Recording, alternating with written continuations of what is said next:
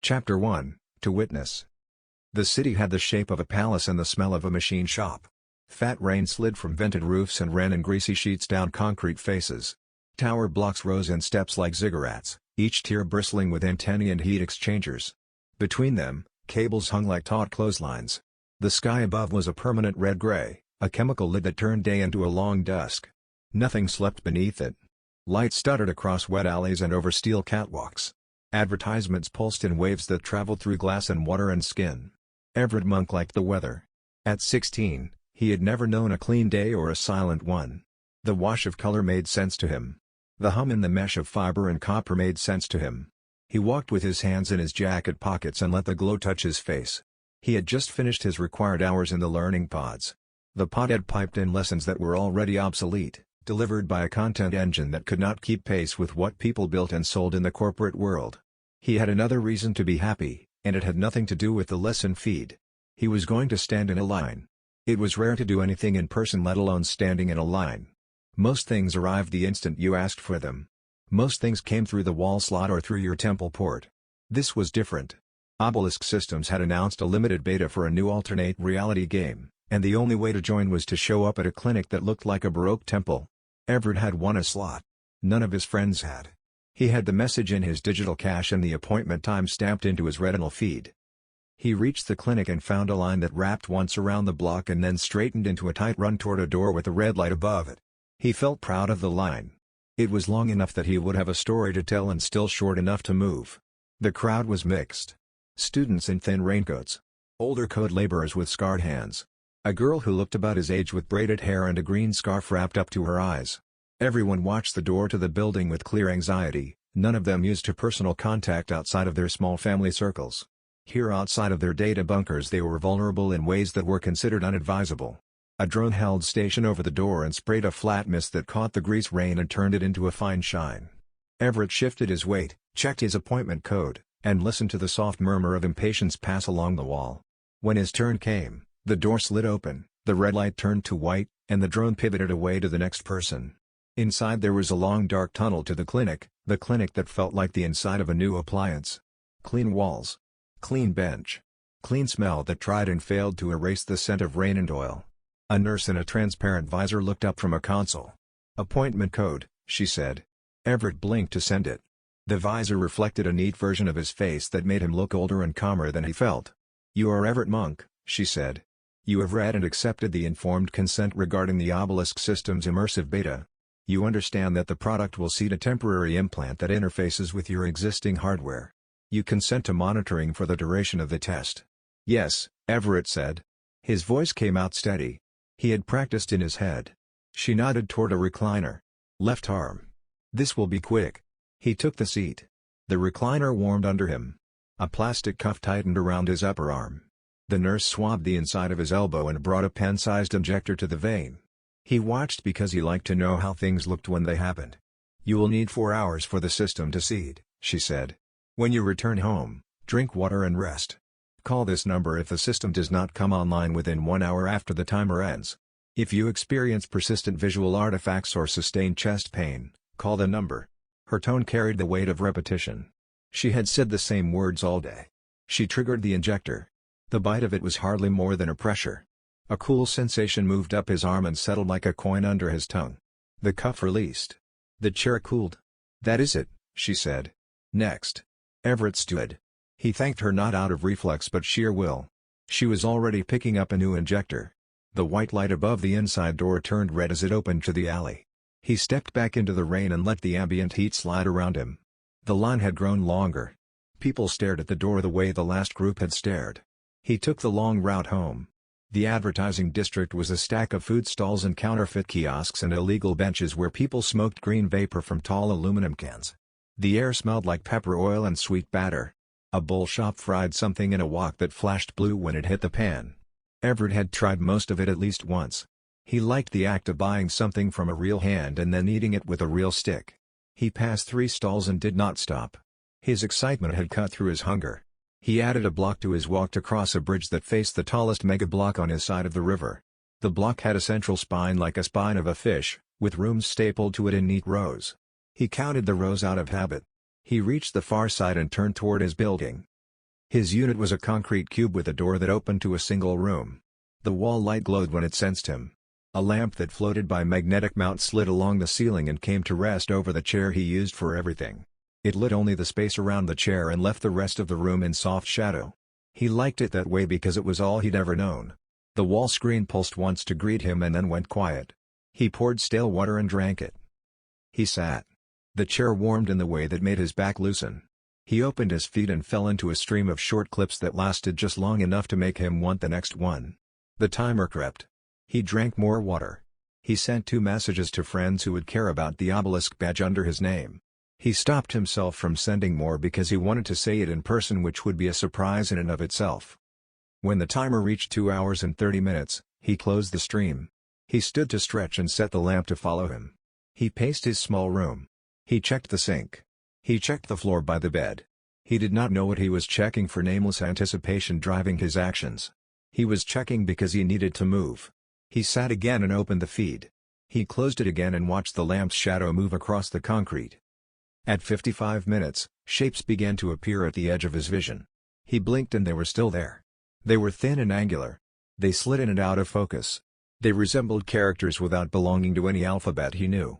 They traced lines across the walls and the floor and the surface of his hands. The shapes accelerated. They stacked in layers that took the outline of his room and added a second set of edges that did not match where the real edges lay. The lamp flickered as the feed took control of the space around it. He laughed once, a quiet sound that came out between his teeth. His heart picked up. He told himself to breathe slow. At the 20-minute mark, the shapes began to flash in a cadence that felt like a word spoken so quickly it blurred. The room shifted. An invisible scaffold settled over the actual furniture and held. He could see the seams where the 2 sets of edges failed to align and then fused, like a new wall sliding into an old one and locking into place. He leaned forward without thinking, and the chair creaked under his weight. The shapes brightened. Something on the far side of the room moved. It did not move in a way the eye accepted, it moved as if it had been compressed and now needed to unfold into space. It pressed through the corner where the walls met the ceiling. An oval slit opened without cutting the concrete. Everett felt the cold strike the back of his tongue. At 15 minutes, the flashes accelerated until they formed a continuous blaze. The oval widened. Behind it there was neither a second room nor a hallway, but a surface that looked like glass. The surface bulged outward and flexed. Lines of light swam across it like fiber optics fixed to gelatin, and the lines carried pulses that traveled in red and blue. Everett swallowed, and the motion hurt in a way that told him he had been clenching his throat. He set his hands on his knees and told himself that he was still in his chair and still in his room, and that none of this could hurt him. The surface bulged again. A lid opened inside the bulge and then another opened beneath the first. The shapes inside the bulge were not eyes, but they served the same function that eyes serve for looking. Something like a cable slid through the oval and touched the air above the chair, and the air shivered. Everett's breath shortened, and his shoulders lifted. He felt the old memory of a fever in his limbs. He held himself still. He wanted to reach up, but he did not. At the 10-minute mark, the bulge in the corner became a presence that filled the ceiling, the wall, and part of the floor. Its surfaces layered, peeled back, and layered again. Pressure gathered behind his eyes. He put his fingers to his temples and pressed without thinking. He wanted to speak, but no sound came. He thought about calling the number the nurse had given him. His fingers did not move. The presence clarified. He understood, without words, that he was seeing a thing that did not allow itself to be seen. The understanding felt like heat applied to paper. If he looked into it fully, it would notice, and the notice would burn through him and leave nothing to remember he had been here. The room held steady, but the corners of his sight shook. A taste like metal rose at the back of his throat. He focused on the chair under him and the floor under the chair and counted his breaths, because counting was the only defense he had, but it was a feeble attempt in the end. The entity behind the shapes did not resolve into a single form. It possessed too many lines and too few, and too many surfaces and too few. It carried itself on cable-thick tensions and unfurled in veils darker than the room. It extended a thin length toward him that tapered to a filament finer than hair, and the filament touched the space between his eyes. His vision went white, then black, then a wet red that had nothing to do with the sky outside. The pain entered cleanly, not as a stab but as heat running along the ridges of his skull. He heard the grind of his own teeth. The lamp held steady against the ceiling and hummed. He told himself this was part of the process. He told himself to endure it. He rocked forward and back in the chair without noticing until his knee struck the table. The knowledge that he was being watched pressed on him like a weight. If he met it fully, it would erase him. He redoubled his attention on the chair under him and counted his breaths, because breathing was the only thing that did not burn. At the 5-minute mark, his body began to move on its own. His fingers flexed in a rhythm that matched the pulses in the room. The wet pressure behind his eyes became truly wet. Liquid ran down his cheeks. He tasted salt and copper. He tried to decide whether it was blood or something else, and he could not. His retinal overlay gave off warnings of epistaxis and internal hemorrhaging. He did not hear the second set of footsteps until they were close, because his attention had gone to the corner and stayed there. He did not realize someone else was in the room until the presence in the wall revealed it by accident. To his left, a figure stood on the chair that did not exist. The figure appeared to be his age. He blinked slowly, as if each blink had to be forced through heavy oil. Flakes of skin lifted from his cheekbone and vanished before they reached the floor. When Everett turned his head to look directly, the figure eroded more quickly, as if the act of seeing inflicted damage. The room folded without sound. The walls thinned to seams, and the seams opened into a chamber of black smoke that moved as if it breathed. The floor fell away into a depth that swallowed light. Overhead, veils of shadow layered and peeled back, revealing lines that were almost shapes and then were not. The presence that had pressed from the corner now filled everything. It stretched itself in slow currents that left soot-dark after-images. The air tasted metallic and cold. The figure on the impossible chair stood beside Everett in that smoke-lit realm and blinked again, losing another curl of skin to the air. Far above, something vast shifted behind the veils. The figure lifted a hand as if to wave away the smoke. When he spoke, his voice came in pieces. "Didn't I just take mushrooms?" the boy asked. He swallowed and tried again. "I took mushrooms. A lot. It was supposed to be a party. But I guess I took too many and..." "Are you God?" Everett tried to answer, but his tongue did not work. "Where am I?" he asked. "Is this your place? Did I walk in by mistake?" He glanced around and frowned. "Why does the chair look wrong? Are we in some kind of projection?" Everett tried to answer, but his tongue would not obey him. He managed a shallow breath and nothing more. "Can you hear me?" the boy asked. "Are you all right? Do you need help?" He took a step closer and lowered his voice. "Is this a medical thing? Do you have a condition I should know about?" Everett met his eyes and tried to shape a word. No sound came. "Okay," the boy said. "You cannot talk. Do you want me to call someone?" He hesitated, looking from Everett to the corner and back again. "What is happening here?" Everett tasted copper again. He watched the boy's outline fail and reassert itself the way a bad feed struggles to display a face in a cloud of noise. He wanted to hold the boy, because the instinct to hold another person when faced with the inconvincible is deeper than conscious thought. He pushed himself up from the chair, and the chair tried to keep him, but for a moment he was stronger. He stumbled across the 2 steps of the floor and reached out. The presence in the wall extended 3 filaments at once and touched his spine. Everett's hand found the boy's shoulder. He shocked himself that he had crossed the room in 2 steps. His finger sank through the shape, and he realized he was touching his own shoulder. It felt as if he had put his hand into a stream. A pull caught him. He leaned into that pull with the same instinct that had made him reach out. Air folded, the chair slid under his legs, the lamp tilted, and time ticked forward like a gear that had caught and then released. The wall opened wider. Behind the flashing shapes, a presence writhed in a lattice of power cables, fiber optics, and jointed tendrils. Veins of light ran through it, and black roots plunged down into a field of human brains that lay unimaginably far below, each one linked and faintly pulsing. The sight carried the quiet certainty of heat meeting paper. Everett began to burn without flame. I moved. I stepped toward him and raised both hands, because helping him mattered more than understanding what I was seeing. The air thickened. I felt the same pull that had taken hold of him. He tried to look away and could not. His outline brightened and thinned, as if the light were stripping him into layers. I reached him and wrapped my arms around his shoulders to steady him. "Dude, what did you tack?" The contact closed over us. I felt him shaking. I felt the room shiver. I tried to drag him back from the corner, but the pull deepened and turned inward. For a moment I understood that the presence had learned that we existed. Everett's breath stuttered, and the light at the edges of him brightened to a painful white. I held on and pushed against the pull, and I fell through him as if he were made of moving water. The moment my weight met his, the pull inverted. We folded together, and the chair caught our legs as the room lurched and locked. I woke with a slow and dragging breath. That breath hurt. It shook something behind my cheekbones and brought more wet to my lips. I wiped it with the back of my hand and looked at the smear. It was blood. It was mine. Shapes floated in my vision like the afterimage of a light that I had stared into too long. Fuck it. What did I take? The room smelled like a rain gutter. The lamp struggled to keep a beam over the chair.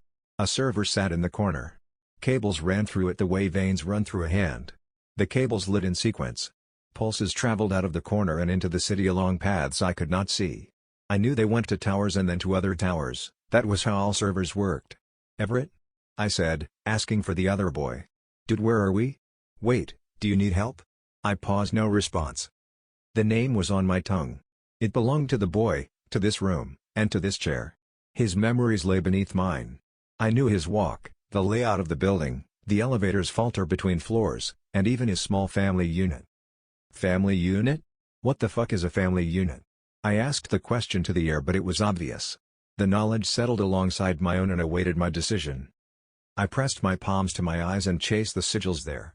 When I let go, the room steadied. The blood had stopped running. I tasted the residue at the back of my throat and swallowed it hard.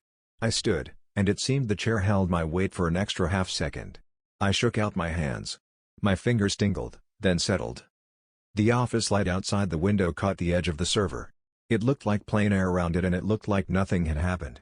Accessed here, probationary local environment, indexed. I took a breath that went all the way to the bottom of my lungs.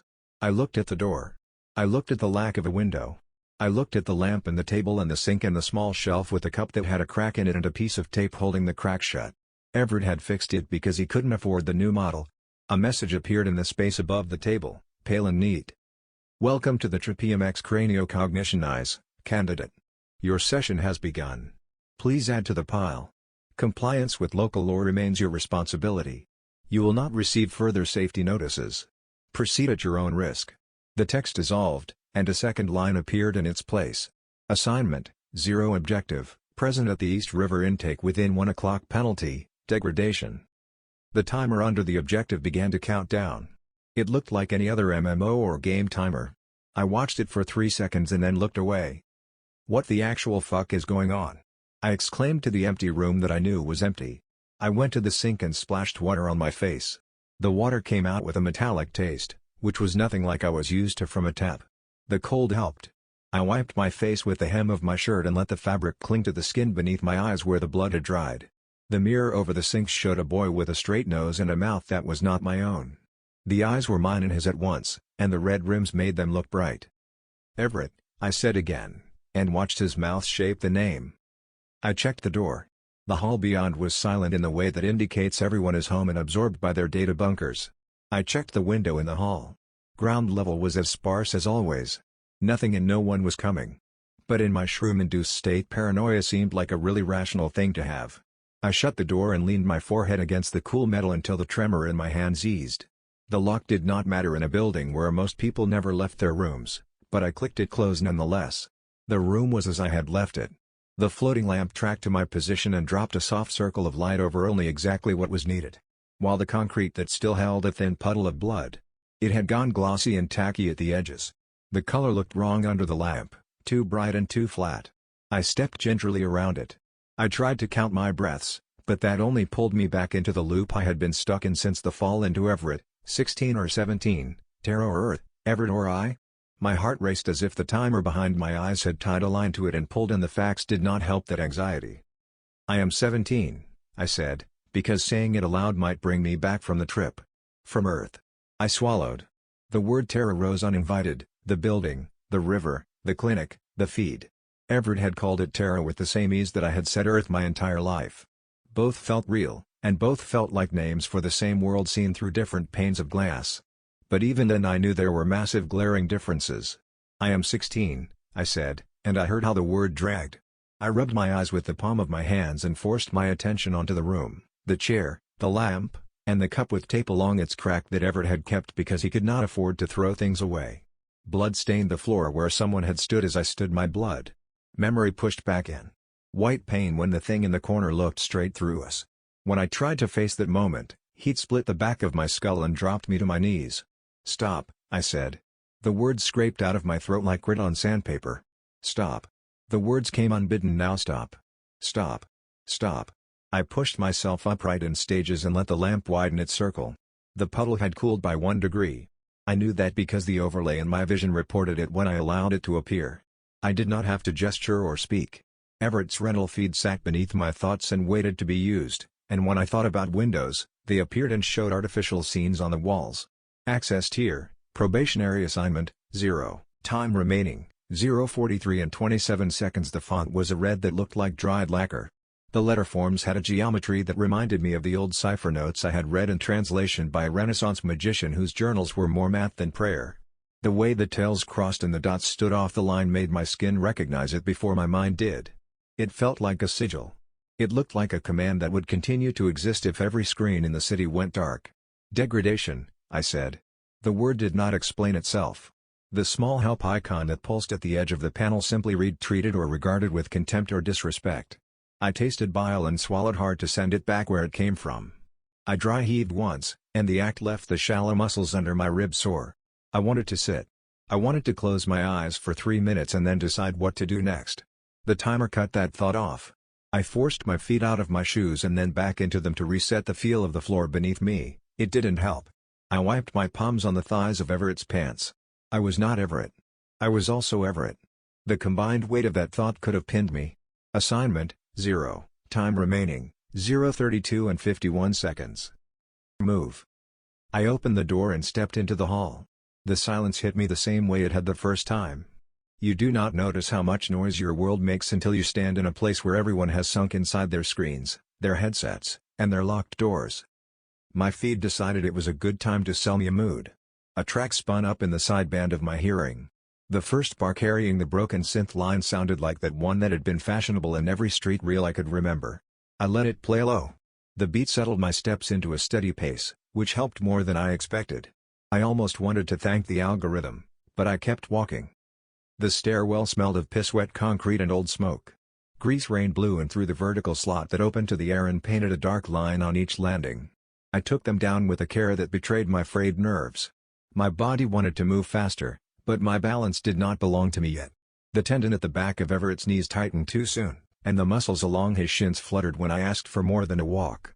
All the hours I had spent running drills on a field far from here lived in muscle on the other side of the fold. Lacrosse had built legs for another boy. Fine, I said through my teeth. We adjust. I reached the ground and set the pace my lungs burned. The door to the alley opened grudgingly, then gave with a squeak that made the hair along my arms spark. The rain found me. It was not rain the way I remembered it on Earth. The droplets carried an oily sheen and left a film on my skin that refused to dry. The people here did not mind, because it had touched them since infancy. It bothered me for a heartbeat, then as if the feeling flipped upside down Everett's comfort overwhelmed me. Time remaining, 0:15 and 42 seconds. The city moved in patterns I recognized before I understood why. How do I know that? I asked myself. Lights lit along the glass that was everywhere. Steam lifted from the grates in tight-edged clouds. The few people outside flowed by rote, pooling at corners and thinning along sidewalks where the perpetual rain had left a varnish of dirty water. I let the trickle of people take me. Do not fight it, I told myself. Watch and learn. Everett's mind fed me small, useful notes, and I heard myself think, you have walked this path before, even as my feet argued that I had not. Time remaining, 0:05 and 12 seconds.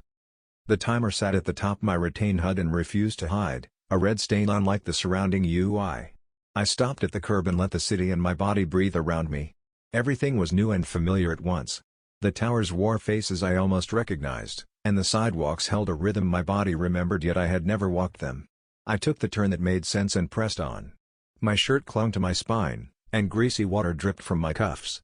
The cold had taken a slice out of my hands and left the fingertips numb. The overlay's destination pulled me into a narrow service lane between a substation wall and the blank back of a machine shop. The lane smelled of hot plastic and rain. At the far end, a metal rectangle broke the wall's clean lines, a maintenance box.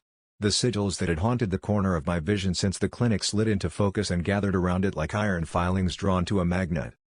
The air around the box changed and thickened in a way unrelated to heat. It looked like pressing my palm against glass and feeling it flex. The outlines of the lane shifted to the rhythm I remembered from the room. White-hot pain struck with the memory. Looking directly at the box hurt. A sharp pressure bloomed behind my eyes, and the blood vessels burst. Tears ran red. The surface of the world bent and then settled, as if the box exerted gravity on reality rather than on mass. The red font changed one letter at a time in my vision like a DOS machine receiving inputs. Ingress, here assignment, 0 objective requirement, interaction. I touched the metal. It was warmer than the wall, and the box's ore pressed against my skin like a faint static field. The sigils that had gathered around it trembled at the edges, as if listening. The panel door held 2 security fasteners, the common kind anyone could buy from half a dozen district shops. I worked them loose with my nails and pulled the panel open. The smell hit first. It was neither rot nor machine heat, but something beneath both, flesh and circuitry in the same breath. The cavity behind the panel did not hold breakers. A shape swelled inside the space that resembled a jewelry box made by no human hand. Its surface pulsed, and veins of light ran beneath a skin that was not skin. The lid unseated with a soft suction, lifted on a hinge that gleamed wet, and opened like a mouth being hinged open.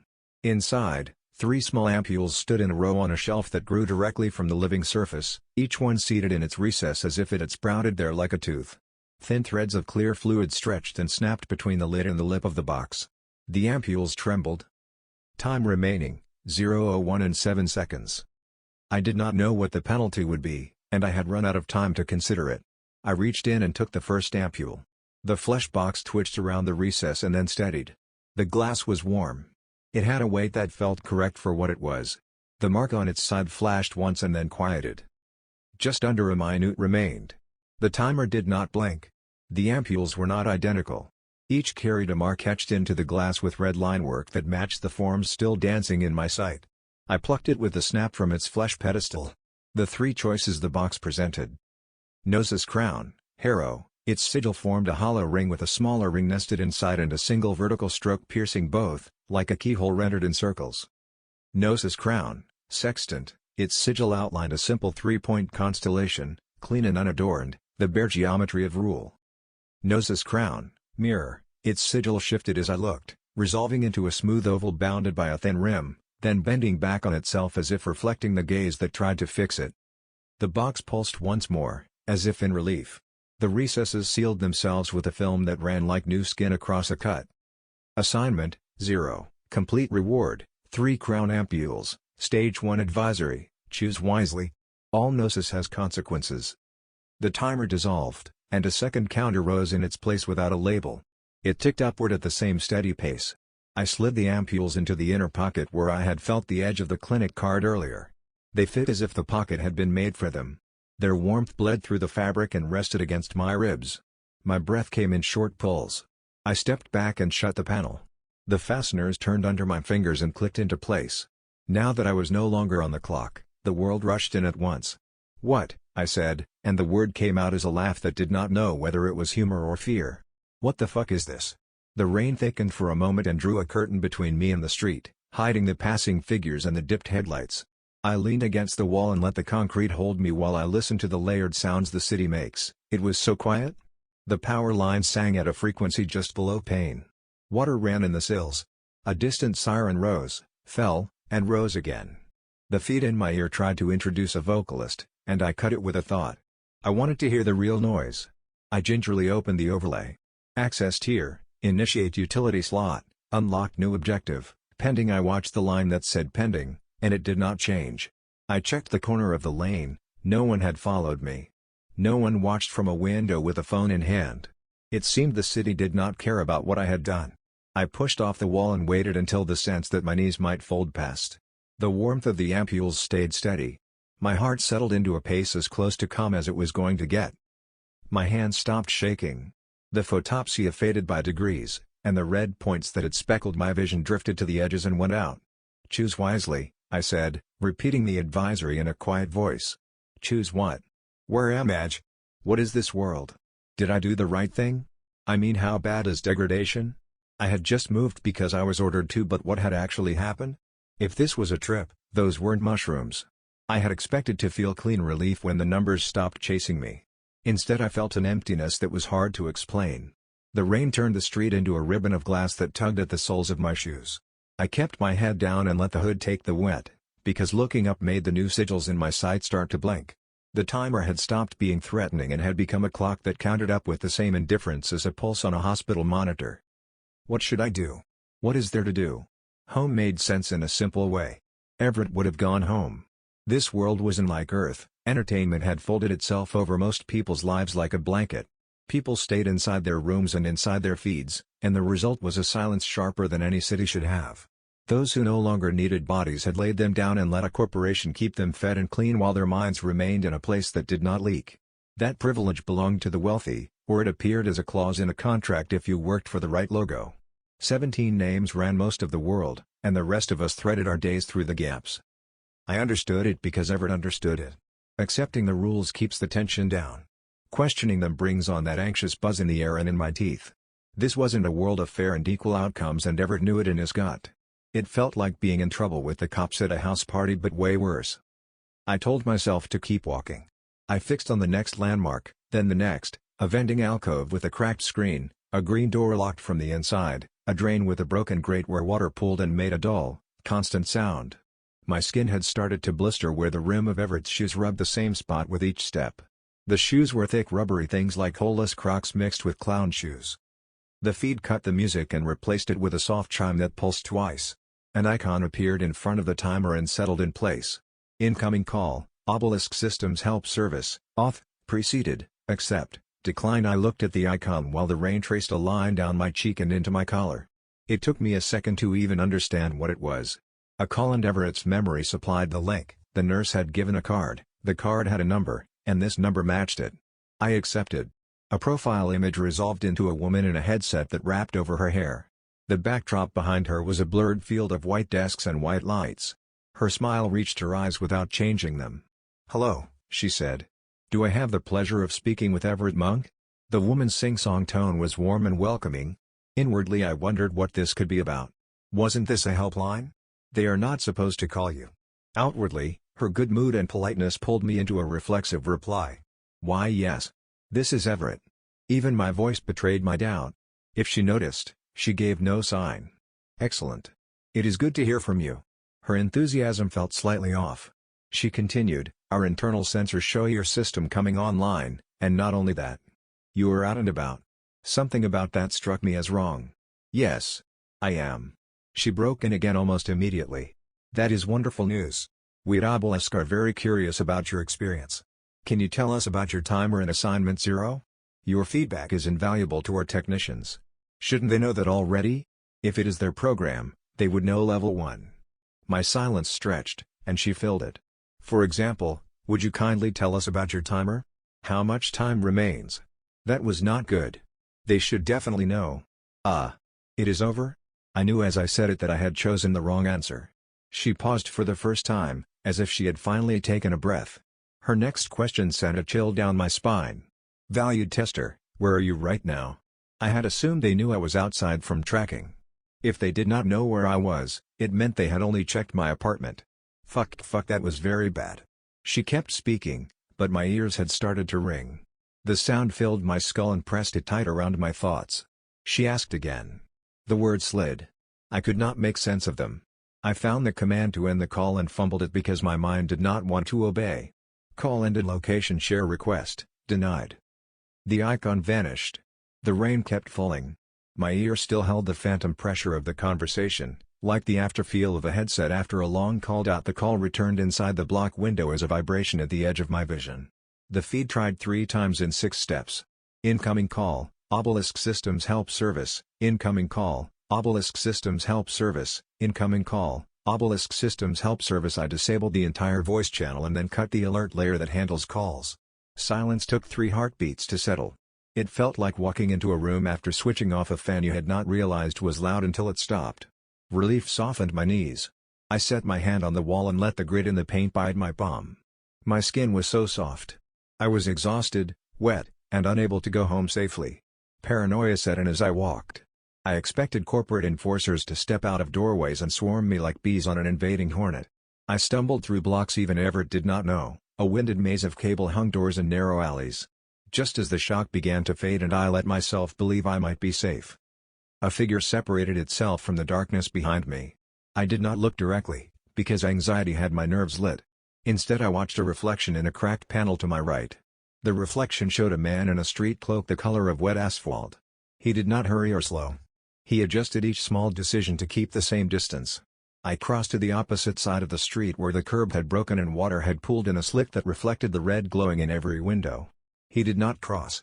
He let me go, then cut diagonally at the next corner and reached the spot I was approaching, as if an errand there had just occurred to him.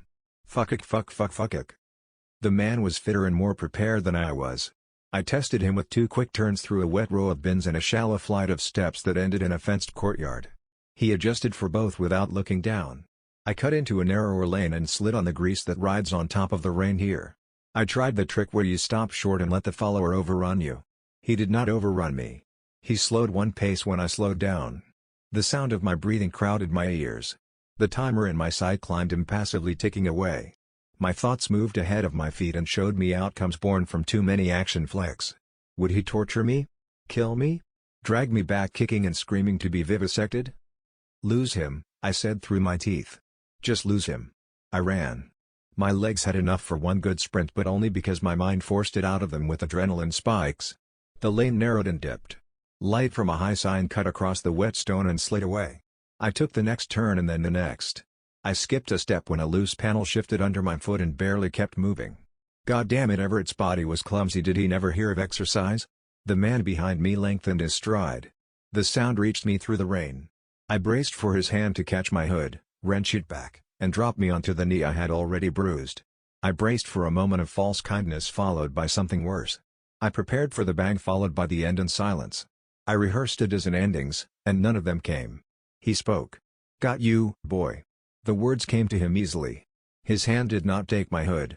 His hand found the back of my neck and pushed the device into the notch at the base of my skull with a practiced pressure that surprised me with how gentle it was. The sting traveled with the pulse of my heart to my eyes. My HUD flickered once, the way a panel flickers when a wire is cut, and everything went to black without a sound. No wake windows appeared. No seated prompts requested a focus check. No hydration reminder slid across the edge of my vision. The quiet was complete. I knew time had slipped because the pain in my neck shifted from sharp to dull, and the dull settled into a line that matched my spine. I did not know how far I had gone or where I was. I sat up with a snap. The chair refused to move with me. My wrists tugged against bands that had just enough give to keep my hands from growing numb. My ankles found the same resistance. A thread of cold ran along the skin under my jaw where the band that held my head staring forward pulled tight across my neck. The air had the smell of wax and wet stone. The light was warm, but not electric. When I lifted my eyes, the glow reached the edges of drilled holes high in the walls and stopped there. I heard people breathing where I could not see people sit. I felt the low hum of whispered words that were not meant for my ear. I was in the center of a place Everett could not recognize, though I knew it at once. On Earth, buildings like this are common. We were inside a decrepit, dilapidated church lit only by the candles of its parishioners. Melted wax pooled along the bases of iron stands and ran in pale rivers over cracked tile. The stained glass was broken in panels with no sign to light them, so the saints were missing hands and faces, and the recycled air pressed through the gaps with a low, steady note. Rows of warped pews leaned inward. Hymnals sat swollen with moisture, their pages stuck together in clumps. The altar cloth was threadbare and freckled with burn marks where candles had been set too close. A chipped font held water that ran red with iron. Shadows gathered in the vaulting, and when the candles flickered they seemed to move, not quickly, but with the slow patience of something that had been waiting a long time. I faced an altar. The table rose on a dais worn by feet that had stepped there and stepped down again long before this night. I expected to see a figure on a high cross because that is what this space would have on Earth. There was no cross. On a low bed, a woman's body lay arranged in pieces. The limbs were set at the corners, the torso in the middle, the head placed in a bowl. No blood marked the sheets. The skin had the gray of old marble. Like the sculptors of old Italy turned their talents to horror. This is the end for sure, I thought to myself. Then I looked away without closing my eyes. I counted the candles on the altar rail and let the wicks give me something living to look at. They cast small cones of steady light and left the rest of the hall in a patient shade.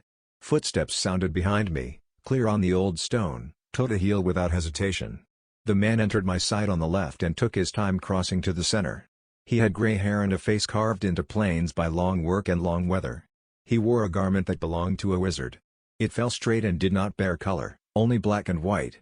A narrow sash at his waist held a string of small tokens that clicked once against one another when he stopped. He looked like the memory of a monk I had seen in a book with a focus on Eastern Orthodoxy. Eastern, of a schematic order. He held the book with both hands. The paper had the yellow of pages that have stood in the air for a century. The cover had no title. He did not glance up to see whether I watched. He opened the book at a place that had been opened many times and began to read. The fourth epoch began with a crime, he said. 17 of her most trusted houses seized the dreamer, ripped her apart, and carried away 17 living chunks. From that day the fallen served themselves first, and clean water and steady work grew rare. The houses called this order necessary, and their officers enforced it. He let the words settle, then continued. We keep a record in plain speech so that no one needs a screen to read it. We believe the dreamer is not dead. She is divided. Each piece still breathes in a prison made of numbers, contracts, and wires. Our purpose is to recover the pieces and return them to one body. He lifted a small token from his sash and turned it once between his fingers. We do not accept gifts from the 17. Those that tamper with the gifts of the betrayers are damned. Their tools claim the hand that uses them. Their signals teach obedience. We do not say she died. A thing divided can still breathe. The pieces sleep, creating each a part of the dream that is our purgatory existence. When the pieces are gathered, the dreamer will rise. She will speak the seventh epoch into being. It will be a setting right. A reckoning that is a mercy. The thirsty will drink. The stolen will be returned to its owner, and the owner will bless the thief who brought it back with the pancreator's piece. He looked at the candles and then to me. Now hear the hard saying. In this broken age, fire meets fire. The houses raise their altars to the Archons and dress their greed as wisdom. They make disciples of machines and call it progress. They anoint careers and call it virtue. We will not bow. We will not pretend that clean hands alone can lift a chain. Heresy has been used to wound us, so a holy counter-heresy will answer it. Murmurs moved through the pews and fell quiet as the practitioners understood the unspoken cue and shuffled out of the sanctuary. Once we were alone as far as I could tell as my head was still strapped looking forward. He continued, we have set apart a division, he said. They are few, and they are watched. Some were touched by the Archons and lived. They carry stains that no bath can wash. They are called the cohorts execrata. Do you speak the ancient tongue? The question was clearly rhetorical from his tone. He went on, but I had taken Latin in high school. Cohort I knew that one, but in his monologuing he filled in the rest. Cohorts execrata. The accursed cohort, he said again, dripping with disdain. You should be an honored child, for you have been given a chance for redemption, for it is only in righteous corruption, flagellation of your wicked soul in the name of the dreamer. He lifted a hand. 2 attendants moved from the shadows that pooled between the pillars and drew back a curtain at the side of the sanctuary. A low table rolled into view on soft wheels. Its surface held a shallow copper basin and a rack of candles laid out like a crown. Next came a frame that had been made from matte metal and old wood. Cords hung from the frame in measured loops. Their ends terminated in fiber and steel. A server trunk sat beneath the frame. Its lights pulsed in a sequence that was too slow for a data center and too deliberate for a stage prop. The hum set the surface of the copper basin rippling in concentric rings. He did not hurry. He walked a circle around the chair and placed his palm on the back of my head to test the strap. He applied a slight pressure to the right, then to the left, as a physician would. When he was satisfied, he nodded once. The attendants set candles on the floor in a wide ring and touched flame to each wick with a taper that had been lit at the altar. The basin received 2 measures of water. He dripped 3 drops of oil from a cut glass vial and stirred with a narrow rod until the surface caught the candlelight like a coin. He dipped 2 fingers and drew a sigil on the stone in front of my chair. I knew the geometry without knowing how to speak it. It was the same as the sigils that appeared in my vision. A square within a circle and a line that traversed both without crossing the center. The floor registered the oil as if it had been waiting to be marked. You will not lie, he said. This rite removes the choice. Your demon will answer when it is addressed, and the machine will listen. If an Archon has marked you, its color will show. If the house grew you in its vats, we will know, and your death will come swiftly. You are not the first in this position. Hear and take heed, only the purest endure the dreamer's presence. He lifted my hands one at a time and turned the palms upward. Alcohol stung the skin where a dozen shallow cuts from the last hours had already formed small red commas. He held 2 small jacks that resembled thorns made of surgical steel. Their bases were housed in simple rings that would settle into the meat of the hand and stay there. He brought the first to my right palm and placed the tip against the soft flesh below the thumb. This will hurt, he said. He was correct. The pressure came first. Then the puncture. Warmth and cold arrived together, and then the wire mated with a part of me that did not belong to the nerves alone. I would have gripped the arms of the chair, I would have gripped anything. While the straps bit into my wrists. He set the second jack in my left palm. The shock did not diminish from knowing it was coming. Blood was welling in my palm. The oil displaced blood to leave the ports clean. The cords rose from the floor in disciplined arcs and found the jacks with a quiet click. The server hummed. Small indicators pulsed. A handheld monitor at the attendance station drew 2 red lines that marched across its face and stepped into a third line that was not red but the same lacquer color I had seen in the sigils that followed me since the clinic. He took a headset from the frame and settled it over my eyes with a clear disdain. My vision was now blocked by the headset, but I could still see a silver by looking down. The man once again stepped into the ring of candles and dipped the narrow rod into the oil once more. He drew a second sigil at my feet and placed his palm on the stone between us. He looked to the bed that held the woman's parts and let his eyes settle there. He supplicated in my periphery adorned with the corresponding headset. "In the name of the dismembered dreamer," he said, and the line of text in my sight quivered for a blink. "In the name of the true world. In the presence of the fallen Nephilim. Let the truth of this child be spoken under the gaze of the true dream." He touched the junction. The frame answered with a low tone. The candles cupped their flames. The room narrowed to the band of light that projected from the eyeports. He spoke 6 syllables that did not belong to any language I knew. The cords tightened. The line of lacquer red passed across my vision and took everything with it. Falling would have been kinder. The transition did not surrender to gravity. It broke the room into color and sound and recomposed both as a thickness that refused definition. When I could name shapes again, the things did not belong to Earth or Terra. Red light poured from above and ran through the air like dye in water. The source was not a lamp. It was a sun with a corona like a divine halo. The light would have been gold if the air had been clean. The air was a mist that rose from a world of blood. Cascades fell from heights I could not measure. The falls did not churn white. They threw red vapor and curtains that hid the far distance and made the middle distance appear and disappear by turns. For a blink I saw what the view might have been if the mist had thinned. A sky that knew the color blue. Clouds that recognized white. A horizon that held lines of green. The sight closed and left red again, steady and complete. I stood on a floating mass. It was clearly meat.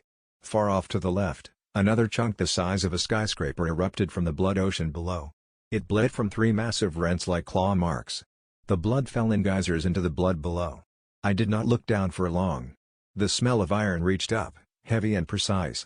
Every inhale carried it, and every exhale failed to rid me of it. The red deepened in front of me.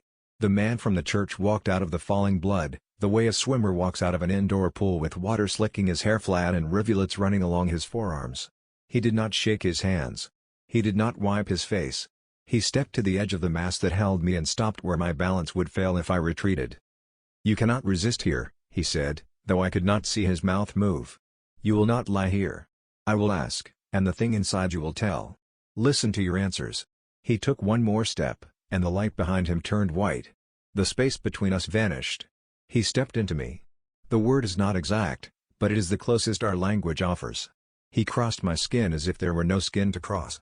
He pressed his hands into my chest from the inside and set my ribs at a new pitch. He placed his fingers along the tracks of my nerves and ran them like strings. I would have shouted if I could, but all I could hear or think was the rushing and rushing of blood. The pain that followed was exact and abstract at once. It did not flare. It was built. It took up residence in the places where memory lives and moved the furniture around until I had nothing left but a tossed and searched room. He asked without words. If a corporation offered you wealth in exchange for ignoring a sadistic policy, would you take it? If a contract paid well but required you to keep quiet about something immoral, would you sign it? If a higher power asked for a neighbor's life without a warrant, would you refuse it?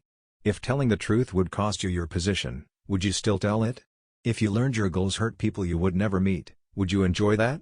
Images met the questions like notes under a finger posed to strike a key.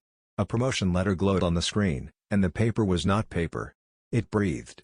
Each time the accept button pulsed, a vein thickened under the surface. In the corner, a worker's bruised face looped like skin caught in a zipper. The report link shrank to a pinprick and sank like a scab. The non-disclosure agreement spread across the glass like new tissue. A blank line opened for my name, and the glass grew a thin tongue to taste the air. Beside it, a box of receipts unspooled itself into pale strips that writhed until the numbers aligned. Every total was clean. No cause. No line item. Just the sound of something swallowing. A door rose with a lock plate stamped "Warrant Required," and the metal around the stamp puckered like a healed wound. A gloved hand reached through the seam without opening it. The neighbor's silhouette shivered on the other side, and the shadow of the hand left wet fingerprints that did not dry. A meeting room appeared and sat too close, as if the walls had learned to lean. Supervisors asked for clarity, and their mouths did not match their voices. The word truth crawled across the table on its own legs and hardened into a resignation form that pressed a pen into my palm and tried to guide my hand. A glossy roadmap of milestones unfurled like a tongue. Each goal budded a new taste. Far below it, a clinic tally marked injuries in a town I did not know. The numbers rose in time with my projected bonus. With every rise, the roadmap licked its teeth. He did not stop there. The questions turned. Would you serve the Archon that watched you in the room? Would you pull its cable into your spine and let it speak through your mouth? Are you an instrument of the betrayers? Would you tell yourself that power redeems its own ugliness in the end? I had no answer to bring. The answers rose from a place lower than speech. I felt the no form in my stomach. I felt it climb. I felt the refusal form like a brace on my shoulders. He pressed. He brought Everett's small room into the red light and placed the chair in the circle of the floating lamp. He set the cup with the crack on the shelf and let the tape gland. He stood the server in the corner and ran the cables like veins through a palm. "What do you want?" he asked. "What do I want? What? I want to go home? I want this to stop? I didn't know what I wanted before this. That's kind of a huge question." He listened. He did not release me. He drove the questions deeper until they scraped the bone and then kept going. He found the earth I had brought with me and held it in the same hand as dare I will always want home, I said. Unbidden and against my will. When he was certain that the answers did not move under the weight, he withdrew the smallest distance. The pain did not end. It shifted. It changed from a tearing to a pressure. A heat ran up the jacks in my palms and into the cords and back to the server. The copper basin trembled. The falls continued to fall. The red light thickened and then thinned as if the holy sun had passed behind a cloud it could not name. "Enough," he said, and I heard the word with my ears this time. The headset lifted. The candles were out and the room returned. The air belonged to wax and whetstone. The straps held my shoulders steady. I could smell vomit before I could understand why I smelled it. I looked down as far as the band around my throat allowed. My chest and the front of the shirt were wet and dark. The stain crept toward my belt and stopped there. He stood beside me and removed his own set. His eyes were rimmed in red. He looked tired, but not in a way that implied regret. He glanced at the attendants and made a small motion. One of them stepped forward with a cloth, wiped my mouth, and set a bowl on the floor to catch whatever might come next, and it came in torrents. He went to the side table and picked up the shallow dish that held the 3 vials I had taken from the box. He brought them into my sight and held them at a distance that told me he trusted me not to snap at them like a dog. The glass had the same warmth as before. The marks held steady in the candlelight. "You are rather lucky you did not use one right away," he said, and smiled. I let the breath I had been holding out through my nose and tasted iron again. The room steadied. The server hummed in a plane beneath my hearing. The copper basin's surface calmed. "What did you see?" I asked. "I only saw what you saw," the preacher said, his voice low but steady. "Just in more depth. The dreamer still holds power, and she allowed me to see inside of you and the truth of things. Had your soul been sold to one of the Archons, it would have been a different story." I racked my mind. My thoughts tangled with Everett's, and neither of us found a clean way through. Archons? Dreamer? Everett had even less knowledge than I did, yet I had spent far too many nights down YouTube rabbit holes, watching grainy lectures on Gnosticism until dawn. But those were videos, not scripture. They weren't real. And yet here I was, strapped to a chair, bleeding from the palms, breathing in wax and whetstone. All I could think was that I had taken something at the party and woken up inside a hallucination, and I most definitely had taken something, a whole lot of something. Archons were what again? Guardians created by the Demiurge? The fragments of half-remembered texts flashed and vanished before I could grip them. My lips moved before my mind had caught up. I don't know anything about the Archons," I said. My voice cracked, and the word Archons felt like swallowing a blade. Before this, I hadn't heard of them. I decided to lean into Everett's experience. That wasn't a lie. If the father felt anything suspicious about my perspective, he gave no hint. His eyes stayed fixed on me, his expression unreadable. "Most do not," he said. "The corporations guard the secrets of our reality zealously. They have no reason to share the knowledge of their masters." That didn't make sense to me. My face scrunched before I could stop it, and the question rose unbidden in my throat. He spoke before I could voice it. "What you were subjected to," he said, "was mostly a mass blood sacrifice. Something went wrong. That is why you are alive and why you are now eternally damned from the dreamer's paradise. As one anointed in her blood, you carry a wage of sin so strong you have but one hope for redemption." My head spun. What he was saying sounded ridiculous. I let out a nervous laugh, but his dire expression cut it off before it reached full sound. "What? What do you mean?" I asked. He responded with that same cadence of a preacher, his tone sharpening as the words came. "As you took the blood of the dismembered pancreator, so too does she take your chance to enter her dream everlasting. For your sins, there is only one cure: martyrdom." The word hit me like cold water. My face must have gone pale. He saw it, and a smile began to creep across his lips. "Worry not," he said. "You take the first steps on the path of the righteous." His arms spread wide, his voice raised with a manic grin carved across his face. The book still hung open in his grip, pages trembling as though reacting to his fervor. It was all too fast. I wasn't even acclimated to this world. One moment I was at a party, then on my feet in a hellish cityscape with multiple names in my head, another person's memories lodged in my skull, and a body that wasn't mine. Before I could catch my breath, the Father read my thoughts again, continuing his sermon with the same tireless rhythm. "You cannot go home. I assume you know that much. But I cannot let you leave here either. If you choose to walk the path of the righteous, the dreamer may have use for your accursed soul." He was right. I knew I couldn't go back to Everett's block. Returning would be a death sentence from Obelisk Systems. "Won't they just come for me here? How did you even find me?" "Even Obelisk couldn't track my implants," I said. "That was us interfering," he said without hesitation. "We received word they were preparing another batch sacrifice. We used our surveillance specialist to keep an eye on things, so to speak. We know odd things occur when working with the Archons' power, so anomalies such as yourself happen. Do not worry, child. The dreamer demands sacrifice to atone, but she is in no position to deny a sharp tool. We will not spend your life so easily. The cohorse execrata is a very sharp tool, and in this dark hour probably the strongest one the dreamer still has." His words echoed in the cathedral chamber, ringing off stone and candlelight. Then came a pause, brief but heavy. "Will you take your sin upon your own shoulders and struggle for the dreamer, young Lightbringer?" The last word dripped with disdain. I guess yes," I said. He wasn't leaving me much choice. His smile returned. "Good. Then we move to the ritus obligationis ultimae. Come with me. You will meet the first of your peers. Alana. She is the one who interfered with the Archons' lackeys finding you." The hooded practitioner slunk into the shadows as he guided me out of the sanctuary. Once we left the earshot of the others, his tone shifted, losing the thunder of the pulpit. It became something closer to cordial, as though he were a teacher introducing a student to a new wing of a school. He introduced himself properly as Father Rowan Blake but was mostly silent other than that as we descended deeper into the cathedral. It was clearly underground, but not like any church I had known on Earth. The walls wound on and on, lined with doors upon doors, hallways branching like veins through the stone. The air grew colder as we went, the scent of candle wax replaced by the sterile tang of electronics.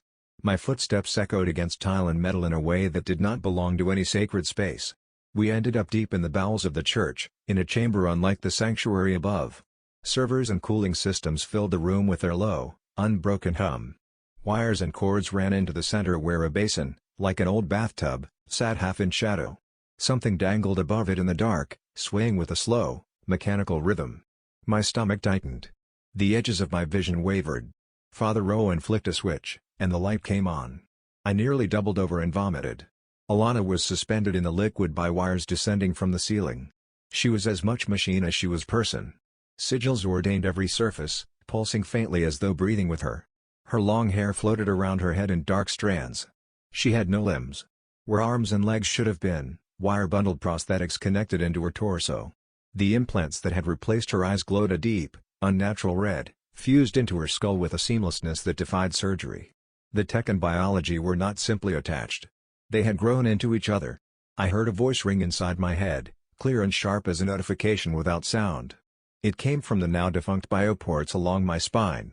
"Hey, newbie." I blinked. The corpse-like body twitched in its harness and tilted its head to look me up and down. I had expected. I don't know what I expected. Not this. Not something that spoke directly into my mind as though it lived there. Her voice came again, the same clear tone in my skull. "Welcome to the cohorse execrata." My mouth went dry. The wires above her creaked. Her eyes burned red.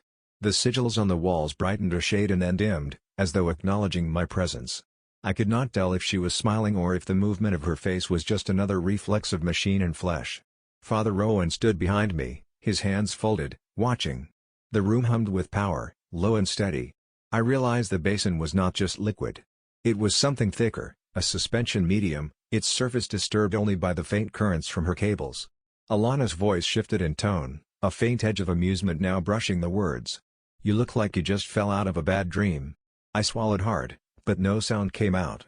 The sight of her, the smell of cold metal and something organic, the thrum of the servers, and the voice inside my skull combined into a pressure that had no direction to escape. Her eyes brightened further. She tilted her head, and the sigils pulsed in time with her gaze. I felt her scanning me, not with tech, but with something older, something that sat behind the wires and the flesh alike. She spoke again. "Let's see if you last." The cables above her shifted with a soft metallic sigh. A ripple moved through the liquid. The sigils on the walls burned once like coals and then settled. Father Rowan's expression did not change. The basin's surface darkened to a deeper shade. I took one involuntary step back. My heel hit the threshold of the door. My heart tried to climb my throat. The red in Alana's eyes flared like a signal. And then she smiled. "Don't worry," she said inside my head. "I'm friendly enough." The last word echoed, not in sound, but in thought. The room dimmed slightly, as if holding its breath for what would come next. Father Rowan spoke up.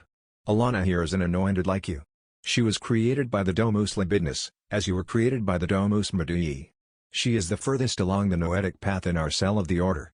She is crowned 7, and quite powerful as you can see and feel. You are seriously going to have to explain what's going on," I said. My voice cracked halfway through, breathless and stretched thin. I thought this was a game." There was a pause. "That's because it was just a game." Then I repeated it, slower this time, as if saying it aloud might pull back the curtain. "Obelisk Systems said it was a game." Father Rowan laughed. It wasn't kind laughter. Not mocking either. It sounded like he was genuinely sad. "It may have been a game to them," he said. "Life is nothing more than that to them. Most likely, someone wanted a promotion." The sound that followed was not human. Alana giggled. It didn't come from her mouth, she only sort of had one and not one in any conventional sense, but it still struck directly into my skull, cold and smooth as a hypodermic needle. "We aren't supposed to exist," she said, her voice a chiming stutter filtered through bone and thought. "You are the unintended consequence of seeing an Archon. One of their gods." Another chiming giggle followed, shorter this time. "Anyone who sees them and survives is anointed," she said. "And can follow them on the noetic path." That hit harder than anything else they had said. If that were true, if Archons had once been people who followed the Dreamer, and ascended, then I wasn't just stuck in some Eldirtch afterparty. I was living in the footnotes of a cosmic theology. I had seen something not meant for the unsealed mind. And I had survived. But Alana was still speaking. "Yes," she said, as if I'd asked. "The Archons, as far as we can tell, were chosen beings once. They followed the Dreamer in the noetic path. We call these paths crowns." Her body twitched, floating in its slush of light and nutrient gel. Her sockets flickered. Red lenses like signal flares pulsed brighter, and the wires above her shifted slightly with every surge of processed thought. I didn't have anything to say. Not yet. My head ached. My limbs were heavy. The wet chill of the underground air seemed to pull my skin tighter. She felt that, too. "Do not worry," she said. "After this, you will be dog-collared by the Dreamer. As Amaj." Father Rowan stepped forward then. His voice lost its usual gravitas. "The ritus obligationis ultimi is my responsibility to administer. After that, you may rest." Alana continued without pause. "The cohort that administered mine is long since dead. But their expertise flows through me." From the gloom at the far end of the room, something moved. A mechanism unfolded on rails. It looked more like a pillory than a medical platform. Ancient wood or something meant to look like it, fitted with slats, buckles, and gimbals that hissed faintly as they readied themselves. I took a step back, but Father Rowan blocked me gently, ushering me forward with one hand on my back. "This is your first step on the road to redemption," Alana said. The words rang in my skull, colder now. Less melodic. "It will hurt. It always does. And you are not worthy of the Dreamer's resources." I didn't resist when Rowan guided me forward. I couldn't. My legs moved in stutters. I was too tired, too far gone to move. He helped me into the pillory. My neck fit into the concave groove. The upper piece closed, not locked, just resting. The restraint was symbolic, as much as it was for control. That didn't make it less terrifying. Above me, a lattice folded out. It bore wires, long ones, ending in needle bundles and ports like thorn flowers. They descended slowly, leaving my limited point of view, as if savoring the moment. Then came the pain. White hot. The first needle went in just above my spine, then another below the base of my skull. Then 3 more, threading something into me. I felt each one like a key scraping a lock. Then the lattice surged and a final needle found the soft part of my throat. I screamed. Or tried. The pillory muffled my voice. My hands clawed against the wood, weak and slapping. I don't remember losing consciousness. When I woke, it was in a narrow monastic room with walls the color of wet parchment. The red sigil in the corner glowed faintly, its timer still counting upward. I had no sense feeds. No overlay. No feeling in my neck except a dull, pressing ache. There was a single cot and a single light. Beside the cot lay a book. It was handwritten in Everett's native Terran language, not the filtered corpse script I had seen on signs and billboards. The title read, A True History of the 4th, 5th, 6th, and Current Epics by Nicholas Fellmill. The handwriting was careful and neat, the work of a practiced copyist. The meaning clicked immediately. This was a banned book. That was why it existed in ink rather than data. The corporations did more than delete files. They hunted the context, scrubbed index trees, and filtered and rerouted even private networks. They deployed spider bots that cross-checked subnet shorthands and burned caches within seconds. They had left me there for hours, perhaps longer, locked in a bare cube with no overlay, no pings, and no sensory input. I paced. I counted the seams between the panels. I pressed sections of the wall to see whether they would shift. They did not. Eventually, the boredom broke me. I picked up the book and began to read. Chapter 2, History Lessons. This book is a known record from the 4th to the 6th epoch. All knowledge before the Dilacer era of our goddess was lost. An active iconoclasm perpetrated by the Archons in their victorious reverie. What scraps remained were whispers, half-truths burned into the bones of survivors. Nothing survived in totality, yet we know she ruled the dream in totality. With the death of the dreamer came the sundering of Terra. The current state of the planet, 9 continents, 8 moons, was not natural. It was the outcome of something ruined beyond repair. The world had been broken when the dream died. It was said the seas raged red for 1,000 days, storms tearing at the skin of the land while the Archons, high on stolen breath, laughed and howled and shattered order. The dreamer's work was torn in wanton greed, not reverence. This power struggle, this tearing of the sacred into dominion, left no room for mercy. The betrayers, the Archons, had no regard for the lives of beings on or off Terra. They were children with blades, carving their mother into palaces. The 4th epoch was a blank scream. There is little understanding of that time beyond chaos. It belonged to the wretched survivors of Terra who witnessed what no one should. The reshaping, they called it. That was when the laws of physics whimpered and bent. Continents drifted like thoughts. Oceans turned back on themselves. Plants forgot their species. Nothing was stable. Magic and science collided, ungoverned by either. From the layman's perspective, the world began there. The 4th epoch was their genesis, as if it had always been this way. That, of course, was a lie. A manufactured origin propagated by the betrayers. There was a world before. There had to be. But memory had been burned from the code, redacted from the systems, and purged from the water. The 5th epoch marked the end of the reshaping. It began when survivors, in desperation or awe, began to worship the Archons en masse. There were no temples at first, only companies and ritual. Magic and blood rites defined the era. The Archons, not yet skinned in mortal blood and souls, reveled in their newfound thrones. They walked among the faithful. Sacrifice was not just demanded. It was celebrated. In those early centuries, atrocities became currency. Entire city-states were founded on murder as miracle. The Archons granted boons unthinkable under the dreamer's guidance. To be chosen was to be destroyed from the inside out and rebuilt in your patron's image. It was during this era that the first corporations were born. They did not form as businesses. They were cults. Groups of zealots fused tech and doctrine, prayer and machine. Those first structures were half cathedral, half data vault, built with living labor and soldered minds. Technology became not just a tool but a theology. As the corporations expanded, they consumed belief itself.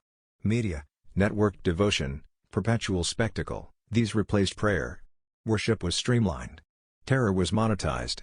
To exist within their dominion was to be fed guilt and constant surveillance. Scylla chips were etched into the flesh of children as early as 5. They wore their patron's seal as a nervous system. The sixth epoch began 280 years ago. The shift was not immediate. It began with silence. The Archons' favor started to dwindle. Rituals failed. Sacrifices died without reply. The magic they had poured so freely grew bitter, brittle, unresponsive. The phenomenon was dubbed amongst the corporate warlocks the ennui. The sixth epoch is what the Church now calls the denigration. Without active favor, the peoples of Terra did not return to balance. They plunged deeper. Each nation, sect, and corporation ramped up their atrocities in an arms race of depravity, desperately seeking the attention of their fading patrons. Skin hymns. Data flesh. Manufactured martyrs. Purpose bred out of pleasure. The planet became a stage for perversion, horror, and games. Even when no Archon answered, no one stopped. The book, if I could even call it that, was incredibly short. The second half read more like a diary than a codex, pages filled with first-person recollections of events, each one more surreal than the last. As I skimmed, the language shifted as it went. The early sections were stiff, academic, as if the writer were afraid of being caught. Later passages became breathless and sharp-edged, as though the author had thrown caution aside and simply needed to be remembered.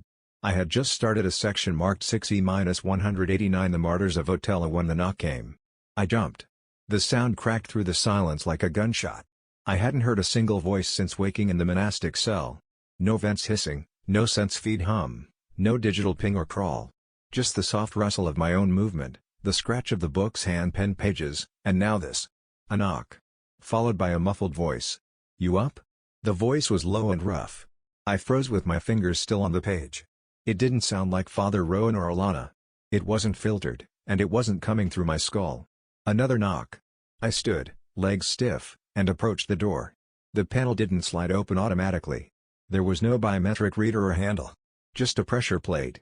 I pressed it. The door clicked. It opened. I staggered back immediately, colliding with the opposite wall. The book fell from my hands. My breathing caught in my throat. A hyena stood there. Not just a hyena. An gnoll. Furred, sharp-eyed, broad-shouldered, and carrying a tray of steaming food with the ease of a man delivering mail. He grinned. Rows of pointed teeth. A predator's smile. His snout curled into a laugh that sounded like a choking cackle. "First gnoll? That's all right," he said, tail flicking lazily behind him. "You humans scare so easy." I couldn't speak. Everett's memories scrambled in my head, trying to parse what I was seeing. I knew, vaguely, that other species existed. They were referenced in ads, social feeds, background news blurbs. But they weren't common on the continent of Parthosia. They weren't permitted in the upper districts. Seeing one this close was like watching a childhood urban legend walk into your bedroom. "Relax," the gnoll said. "Eat this while it's hot.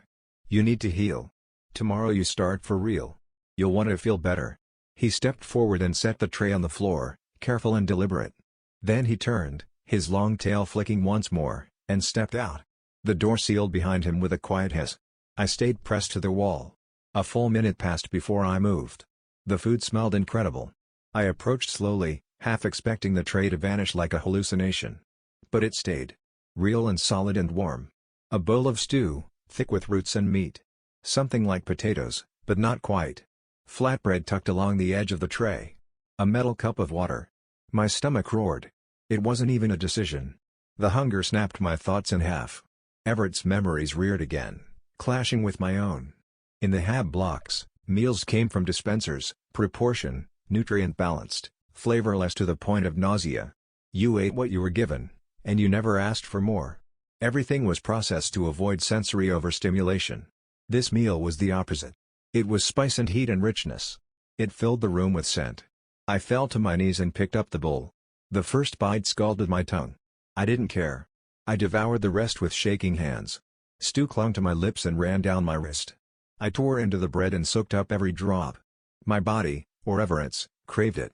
My bones felt hollow and the food poured into them like cement. The pain in my neck dulled. The nausea in my gut eased. The pounding in my skull quieted. When the bowl was empty, I set it down gently. The book was still on the floor. I thought about picking it up. Finishing the entry I had started. Maybe rereading the part about the fifth epoch, about the Archons and the rise of sacrificial rites. About the ennui. but the warmth of the food had bled through my chest and into my spine. The exhaustion I had been holding at bay rolled forward like a tide. My body folded into itself, not with fear, but with deep, animal relief. I crawled back to the cot. My limbs trembled. The lights stayed dim. I laid down. The last thought I had before the sleep took me was that this was the first moment I had rested since waking in this body. The first moment that did not feel like punishment. Then the dark folded around me. And I slept. It was a sleepless instant night, and my body absorbed the rest like a sponge in drought. When I finally stirred, it was not with the grace of waking but with the aching groan of borrowed muscles refusing another shift. Everett's frame had not known real sleep in years, perhaps longer, and his metabolism took it like a drug. I rolled onto my side, eager to drift again, but something felt wrong. There was no sleep report, no feedback, no prompt congratulating me on meeting a REM quota or warning that I had missed it. That absence was more jarring than the soreness. I sat up, unsure why I felt hunted. The room was still. The light overhead had not changed. The red sigil on the wall continued to track time upward. My whole body felt like a poorly aligned prosthetic. The rituals of waking from my old life were gone. No phone ping. No performance metrics. Only silence and ache. I stood, and my legs wobbled slightly. I stretched my arms above my head and felt the stiffness along my spine.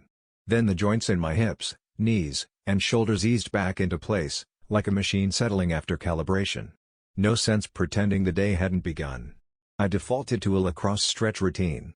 My memories guided the motions, and I pushed through the burning stiffness with automatic grimace. The soreness from yesterday's ordeal remained. It was not trauma, just stress. His body had been on condition, and now it knew what work felt like. Sweat dotted the plain floor. While I held the fourth stretch, with my arms folded behind my head and my elbows pointing like broken antennae, I forced myself to think. Foundational thinking. First principles. That was the only path forward. If there was any way to get home, if home still existed, I needed to start from what I knew. Begin with Everett. What had he believed? What was his context?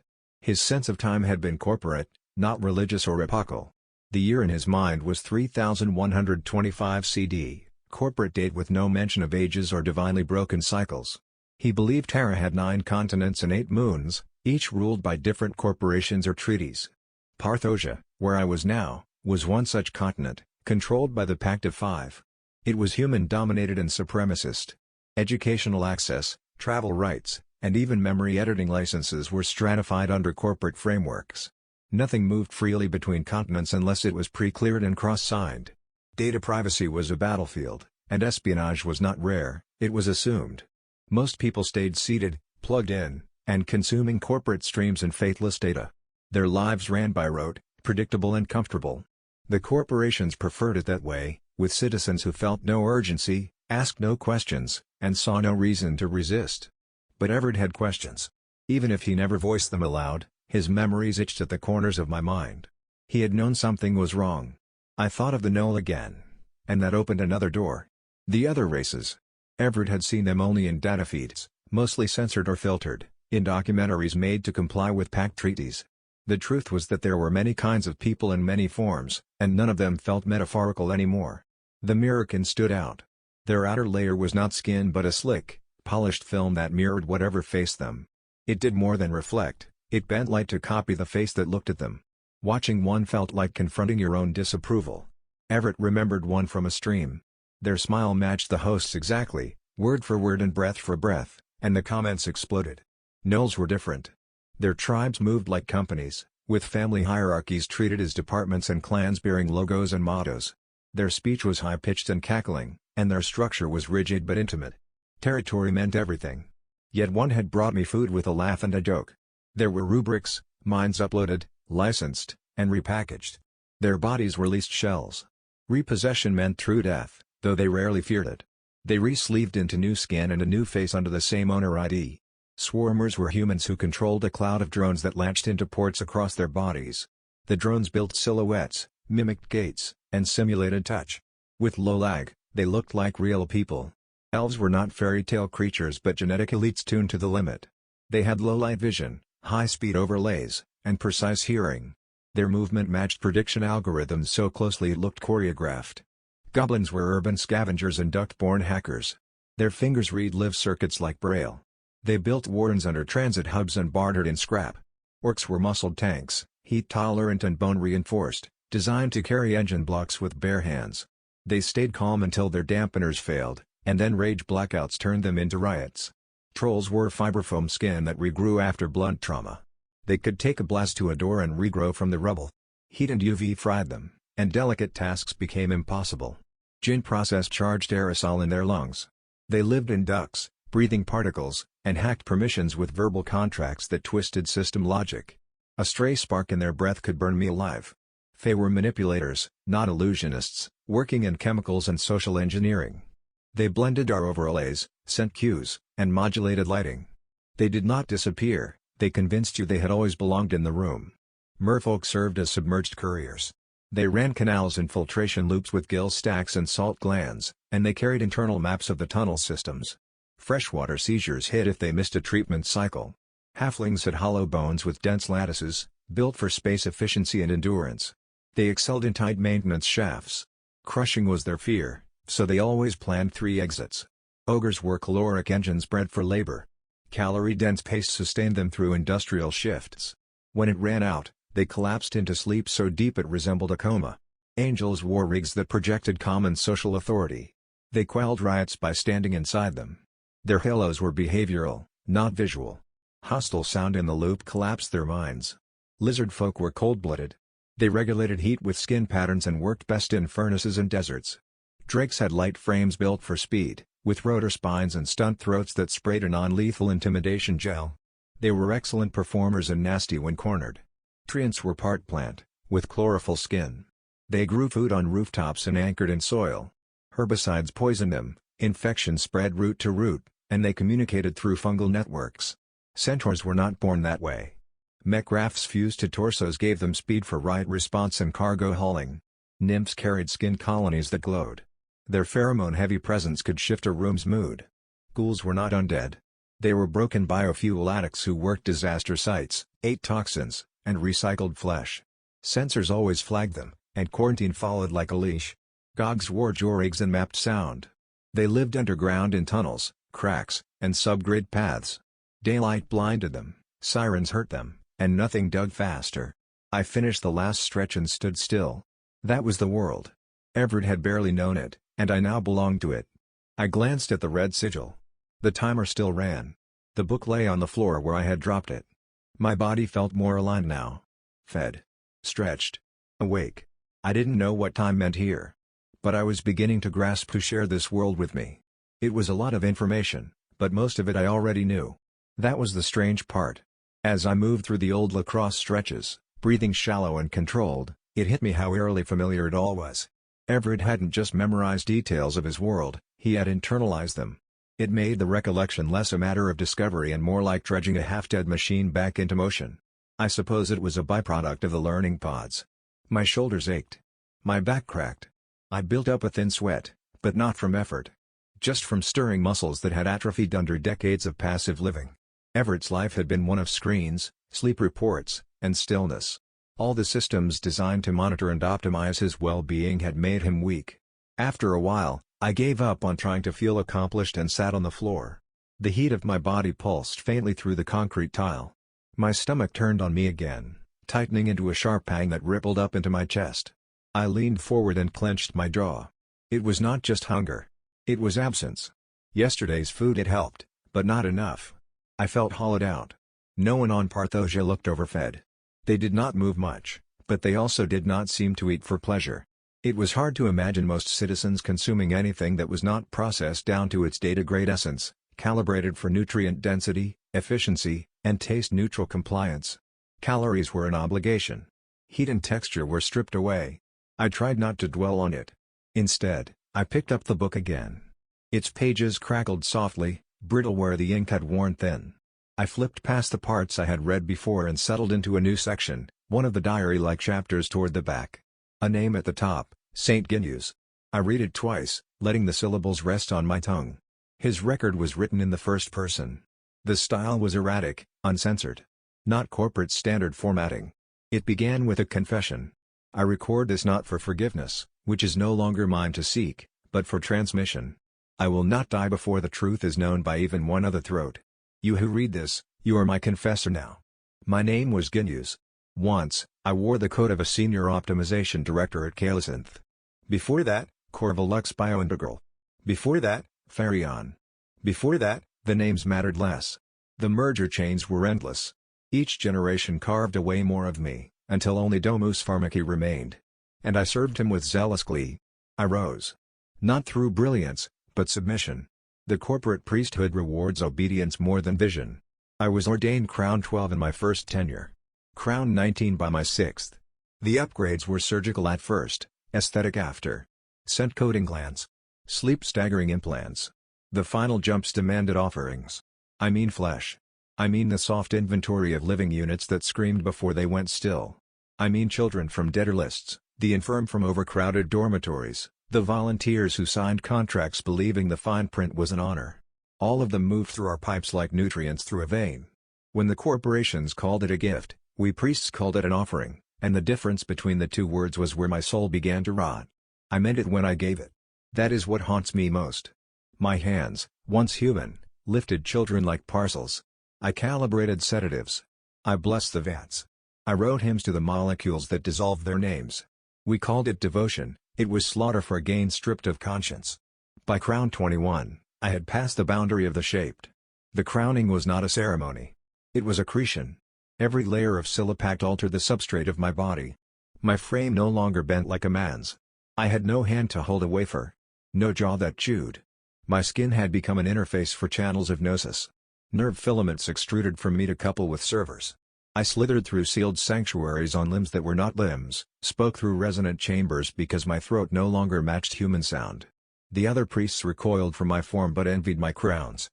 We were told this was the greatest of honors. We repeated it until we forgot what it meant. The Domus Pharmaci blessed us with terrors. We cheered for them. We called them true gifts. Every blessing was another crown. Every crown was another step toward archonhood, the final promise of the betrayers. At the final sacrifice rite in Quadrant Luminine, we assembled 13,000 units of writhing biomass.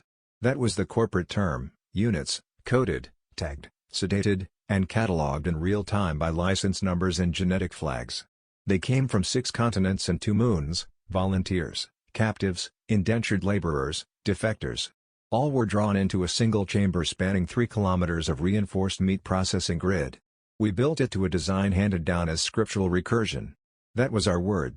In truth, it was a feedback engine of pain, flesh uploaded, agony encrypted, sacrifice mapped onto an algorithm until the entire ritual became a living circuit. I had inferred that this was the next crown. We expected a surge. An upgrade. Perhaps an apparition. But we never expected our God to manifest. He did. Not in form, but through gnosis, a burst of total vision that carved itself into every lens, pit, and packet. Every implant lit like a flayed nerve. Every screen froze. Every priest screamed bleeding or simply crumpled and fell silent. In that instant we beheld his relic. His trophy. The true object of his vanity. It was the dreamer's heart. I saw it, still beating. Not metaphorically and not symbolically, actually beating. Suspended in chemical flame, it pulsed with an ancient, untouchable cadence. It was an artifact of the one who once cradled Terra in breathless sleep. When the betrayers tore her apart, Domus Pharmaci seized this piece for himself. He hid it from the others and used it as leverage, as proof of primacy, and as an engine of favors. We had never spoken of the dreamer. But in that moment her presence surged through me. A warmth without command. A voice without words.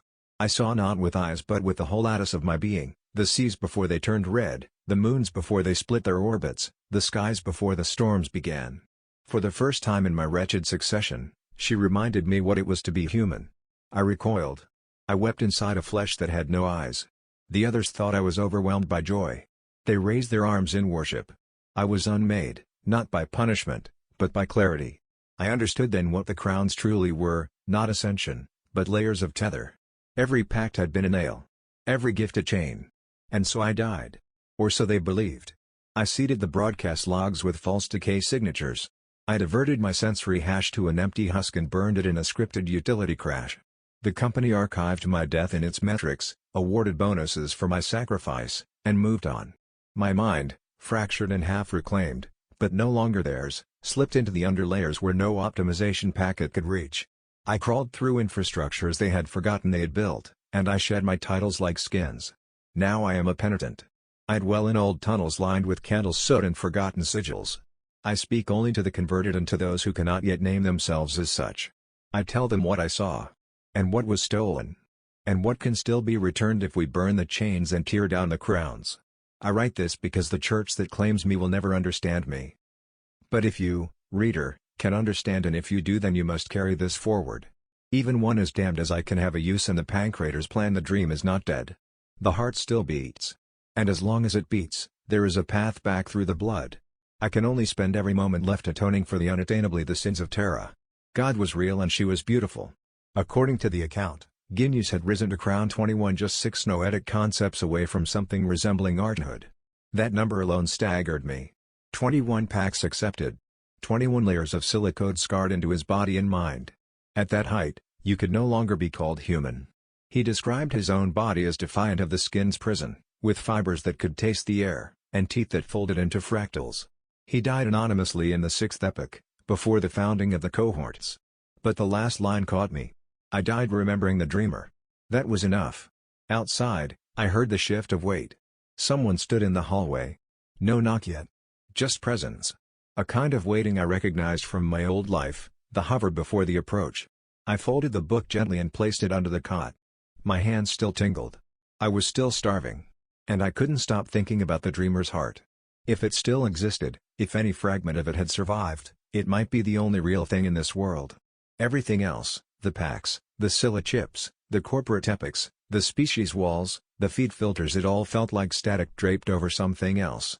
Maybe the church wasn't looking to worship the dreamer. Maybe they were looking to resurrect her. The knock came. 3 times. Then silence. I stood, palms sweating, and reached for the latch. I didn't know who would be on the other side. I didn't know if I wanted them to speak or not. When I opened the door, the same Noel stood there. Monastic robes draped loosely over his hulking frame, the cloth stitched and restitched with visible repairs. His hood was up again, casting his eyes in shadow, though the rest of his face showed a wide, fang-filled grin. Something about the darkness over his gaze sent a chill down my spine. It was not fear exactly, not anymore, but instinct does not forget. I forced myself to stand square in the doorway while he looked me up and down. "Come on," he said finally, voice high-pitched and oddly bright. "Or you'll miss breakfast." He turned without waiting. The long fur of his arms rustled faintly against the hem of his sleeves as he moved. I followed him with my eyes, then glanced back into the room. The booklet was still open on the cot where I'd left it. He paused at the end of the hall and tilted his head back toward me, catching sight of it. A low chuckle rippled out of him. "So you're looking at the ancient coded script of the saints?" he asked, voice rising with amusement. It always got me stumped. Words don't match any known lexicon. Don't align to any alphabet from Terra or beyond. My bet? It was a code only the saint knew. He shrugged, turned again, and started down the dim corridor. The stone walls were uneven, mortared with a mix of real brick and ferrocrete panels. The seams wept trust. I stared at the book one more moment. Then I nearly hit myself in the forehead. It wasn't coded. It wasn't indecipherable. It was English. The words had flowed so naturally I hadn't realized the text wasn't written in Terran Standard. It hadn't even registered as a switch. No overlays. No translation HUD. Just black ink on parchment, and my own brain filling in the gaps like it had always belonged there. Had they seen me reading it? There were no obvious monitors in the cells. No lenses, but Everett's memory warned me not to assume anything. There were other ways to see through walls. I shut the booklet quickly and slipped out after the Knoll. Hopefully, the pause would be taken for nerves. Or a racial hesitation. Knolls weren't exactly common on Parthosia. His pace was brisk, paws soft but fast on the tiled floors. My boots made more noise than his claws did. He glanced back once to check that I was keeping up. "Brask of the Woniel's tribe," he said, picking the moment without ceremony. "You are Everett Monk, correct?" The cadence was strange. It was not just his accent, but the rhythm of the words. Formal. Clipped, but not in a militaristic way. The structure was shaped like a dialect that had taken corporate speak and welded it to tribal ritualism. Yes. I am," I said. My voice caught on the start. Everett's larynx was still raw. We padded down corridor after corridor. The ceilings arched low in some places, then widened into tunnel chambers covered in old reliefs, some etched and others molded into the wall with polyfoam that had hardened into sculpture. This place had been something before the church found it. I realized they were metro lines, that was the shape of the corridors. Then the smell reached me, the faint ammoniac sting of old runoff, filtered again and again but never truly gone. It was the smell of ancient abandoned sewers, and that means we were deep underground then. Father Rowan mentioned a cohort, I said, finally managing to say anything. How many people are in this one? Brask gave a dry bark of a laugh. It echoed faintly against the curve of the walls. That's not information tools like us get to have, he said, and looked back at me with what I thought might be a wink. It was hard to tell through the fur and the shifting shadow of his hood. But there are a few. We turned one last corner. A heavy sealed door had been propped open with a magnetic wedge. Light spilled out through it. The cafeteria hall beyond opened like a gorge. Blame. That was the first word that came to mind. The manga. The vertical scale. It felt like stepping into a cathedral where the bones of transit stations had been bent into a dining hall. The ceiling curved in a vaulted rib, scraped raw by old flood damage. Pipes hung low across the arches, many of them still dripping condensation from the recycled humidity. A few vent fans buzzed faintly, their casings glowing with static glyphs that pulsed with maintenance codes. The lighting was layered. The primary source came from heavy industrial lamps bolted to the ceiling in strips, but these were flickering or half-dead. Filling in the gaps were ruined lanterns, not actual candles, but hard light rigs etched with Scylla sigils that emitted a wavering purple-yellow illumination. One corner of the hall held a field kitchen setup where auto feeders were dumping soy paste and vitamin slurry into trays. Several figures waited in line with chipped bowls, silent or murmuring in low tones. The architecture was Hogwarts by way of wet concrete. Cast iron braces, old tiles cracked in ritual patterns, pews rearranged as mess seating. The tables were long and mismatched. Some were mahogany planks fused with metal trestles. Others were literal slabs of rock with folding legs welded underneath. Everything looked scavenged, sanctified, then cybernetically patched to function. A graffiti tag ran along one wall in 7 colors, "We dine in sin." At the center of the hall, a massive pillar rose from floor to ceiling. Cables and keyboard panels had been socketed into the structure, and a few robed figures stood near it, heads bowed, fingers twitching over keys. A few of them looked up as we entered. None smiled. Brask padded over to the line and grabbed a tray, motioning for me to follow.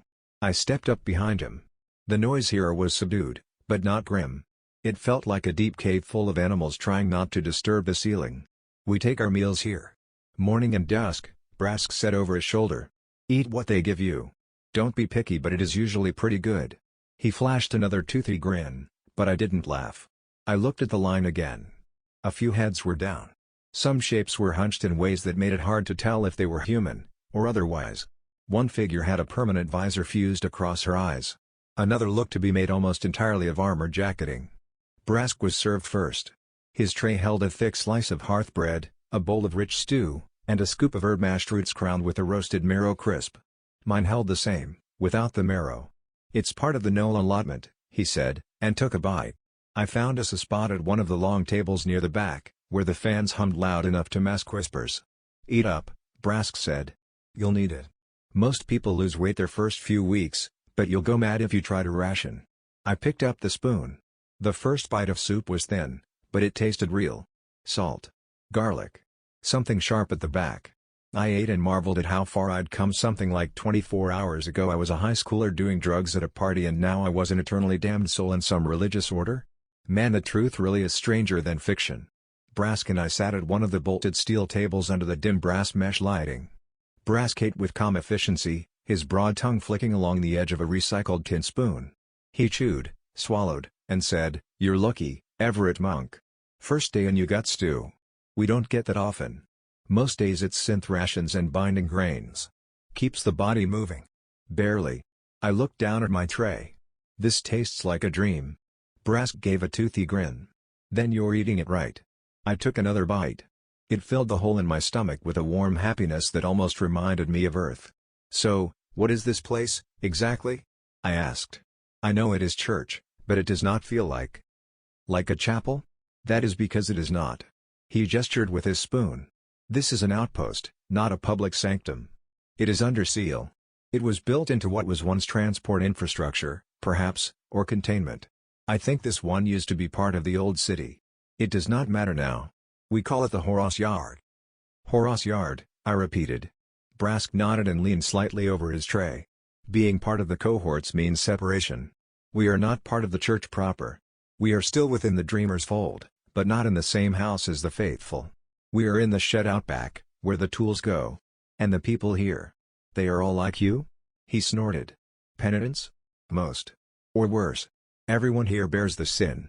I set my fork down, appetite fading. Brask continued, voice quieter now but not ashamed.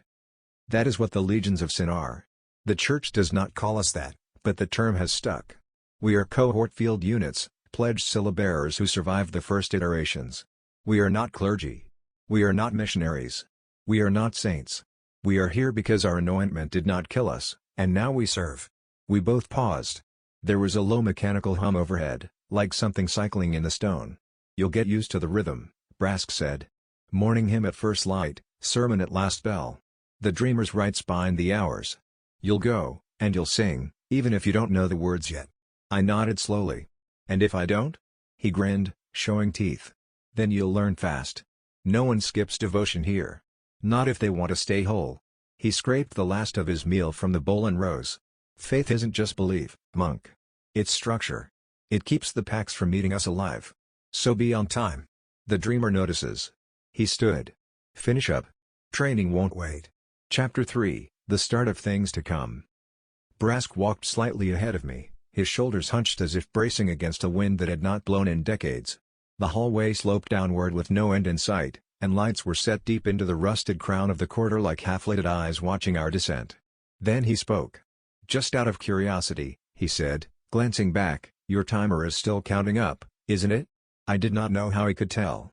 Perhaps it was protocol. Perhaps everyone was asked the same question. I nodded. How much time is it up to? He asked, with a tone that mixed concern and amusement. It is not common for the Father to allow it to become risky, I mean. The word risky slowed me. Until now, the timer had felt arbitrary, a leftover interface fragment, the sort of detail you ignore like a persistent headache or a cursor you cannot dismiss. His phrasing gave it weight. It was not arbitrary and not decorative. It was a countdown without digits, a fuse waiting to ignite. My stomach dropped. Brask did not need to see my face to know I understood. He laughed, soft and gravelly. Yes, indeed. This is the way of the heretic's path, he said. Gnosis is required to live, not only to advance. Mine's at roughly 72 hours, I said. My voice sounded small in the tunnel. Brask barked a sharp laugh. You probably have nothing to worry about. That is good news, no? There have been a few found with only hours left. You will have plenty of time to choose. Choose? He nodded without breaking stride. Which crown path you wish to take. Each path, we have an ampule for. That's it. Each has their different uses and drawbacks. Your Scylla will shift accordingly. I nearly asked about St. Ginus, about what I had read the night before, about how far someone could change. I bit down on the words until the pressure made my molars ache. Instead, I asked the safer question. So what crown did you take? Brask gave me a sidelong look, appraising. I took the crown of sinew. And before you ask, I am crown 3. I do not know much about the higher crowns, yes? That is for later. Questions for another. Starting today, every morning is for training the body until you are fit enough to do the Dreamer's work. I opened my mouth, but nothing came out. We reached a rusted bulkhead with a simple mechanical switch, an actual lever, stained with oil and something blacker. Brask yanked it. The door shuttered and rolled aside with a wheezing moan. Cold air greeted us, metal-tainted and dry. I stepped inside and blinked. It wasn't a gym. Not in any normal sense. It was a warehouse with cathedral bones. Steel arches laced with melted cables, rusted walkways 2 stories up, holes punched in the ceiling where old loading cranes had once hung. Half the floor had been replaced with milled stone blocks, uneven and cracked. A row of rusted treadmills stood along one wall, mostly disassembled. Manual weights were scattered in makeshift tracks. Parts of the room still held scaffolding and caution tape that had never been removed. Whatever this had once been, it had been abandoned, then re-inhabited. And now it breathed as a place of ritual sweat. Brask stepped into the center of the room and let his arms fall open wide. I get the pleasure of whipping this pup into shape, he shouted. The echo rolled back a second later, louder than his voice. I looked up at the ruined bricked-over skylight and the iron-scarred gantries and thought about the body I used to have. I remembered the start of lacrosse season. The long practices, the ache in my legs that told me I was alive. There had been a strength once not just in muscle, but in knowing my own body. That had been lost somewhere. Now, maybe, I could build it back. The next hour was all my body could take. My lungs felt scraped raw by the cold, seemingly recycled air, and my legs moved with the rhythm of rusted springs. I hadn't done this kind of running since high school, and even then it was nothing like this. I thanked whatever instinct had made me stretch earlier that morning. Without it, I might have torn something by now. Brask was a hounding teacher, that was not a pun. He barked orders with a guttural growl behind every word, pacing beside me with a posture too upright to be casual. I had thought my old lacrosse coach was intense. Brask made him look like a substitute gym teacher. The first part of the session was pure endurance, laps around a dimly lit interior track, the kind of feature that must have belonged to whatever this building used to be. The floor was smooth but uneven, too old to be engineered for training, but flat enough to run. I ran until I could barely think. Then I kept running. Brask didn't shout nonsense. He didn't call me names. He just kept pace with me, always at my shoulder, never in front, never falling behind. He issued commands with mechanical rhythm. Breathe. Pick up your knees. Don't drag your heels. I tried to speak once and nearly choked. When he switched us to the treadmills, the humming, half-restored kind that ran on converted induction lines, I stumbled on the first step and caught myself. There was a handrail. I used it, ashamed. The tread moved too smoothly and too fast. I was not ready. He said nothing, just adjusted the settings with a flick of a finger and reset the incline. For that hour, the world narrowed to the mechanical slap of shoes and the null's low-breathed cadence beside me. It wasn't fear that kept me going. Not entirely. It was some deeper, older panic. The kind of animal logic that comes from knowing you are being chased by something faster, something hungrier. Have you ever been chased by a dog? I have. On Earth, when I was 10 and trying to finish a paper route on a creaking red bicycle. The dog had come out of nowhere, pure muscle and rage, and I barely made it to the neighbor's gate before it caught my wheel. That panic lived somewhere in my spine. It came back with a vengeance. Brask did not bark or snap, but I could not shake the sensation. When I tried to slow down, I felt his gaze. It was not angry and not cruel, only expectant, as if my failure would confirm something. At the end of the hour, I collapsed onto the track like a marionette with cut strings. My whole body buzzed with exhaustion. Every joint had a throb. Every muscle had that deep electric ache that warned of worse things coming. Brask crouched beside me and held out a towel. It was a rough synthetic weave, stiff and clean. I wiped my face with shaking hands. "Good," he said, not smiling but not displeased. "You didn't stop." I couldn't answer. I had no air. "Go wash up. You'll have another lesson soon." "No?" He stood and motioned toward a hallway off the side of the gym. I nodded and half limped in that direction. The ache was not pain, exactly, but something worse, deep fatigue in a frame too soft to handle it. I had not realized how far I had fallen since the height of my old athleticism. The lifestyle of Everett and the people of Parthosia had grown my body to something near my childhood state, perhaps 9 years old, thin, pliable, and weak. The washroom was barely marked, and when I finally found it, I nearly asked one of the other robed figures loitering nearby if it was the right place. They didn't look up. No one really seemed to talk unless they had reason to. The washroom was not a room at all, just a stone alcove with a narrow drain, a steel bucket filled with lukewarm water, and a communal sponge the color of gray mold. I dipped my hands in and splashed the water across my arms and face, avoiding the sponge entirely. Just touching it with my eyes made my stomach clench. Maybe later. Not today. My robe stuck to me when I pulled it back on. Everything ached. The floor felt too far away. Still, I moved. I made it back to my cell with steps that felt stolen from my muscles. Surprised by the comfort of having a private place to rest. I meant to lie down for a moment and then read more coded, or English, texts from the back of the book. Did they know I could read it? Did they place it there for me to find? I set the book on the floor, loosened my shoes.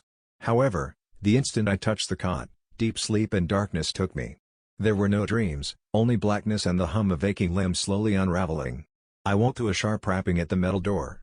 It was not pounding but a rapid, insistent tapping. Again. Again. Then a pause. When I opened it, I was met by a man who looked twice my age, maybe more. He wore the same outer robes, but his hood was lowered, and a pair of thick glasses clung to his nose like surgical implants. His eyes were magnified nearly double in size, and then they magnified again, the lenses within shifting like old camera shutters.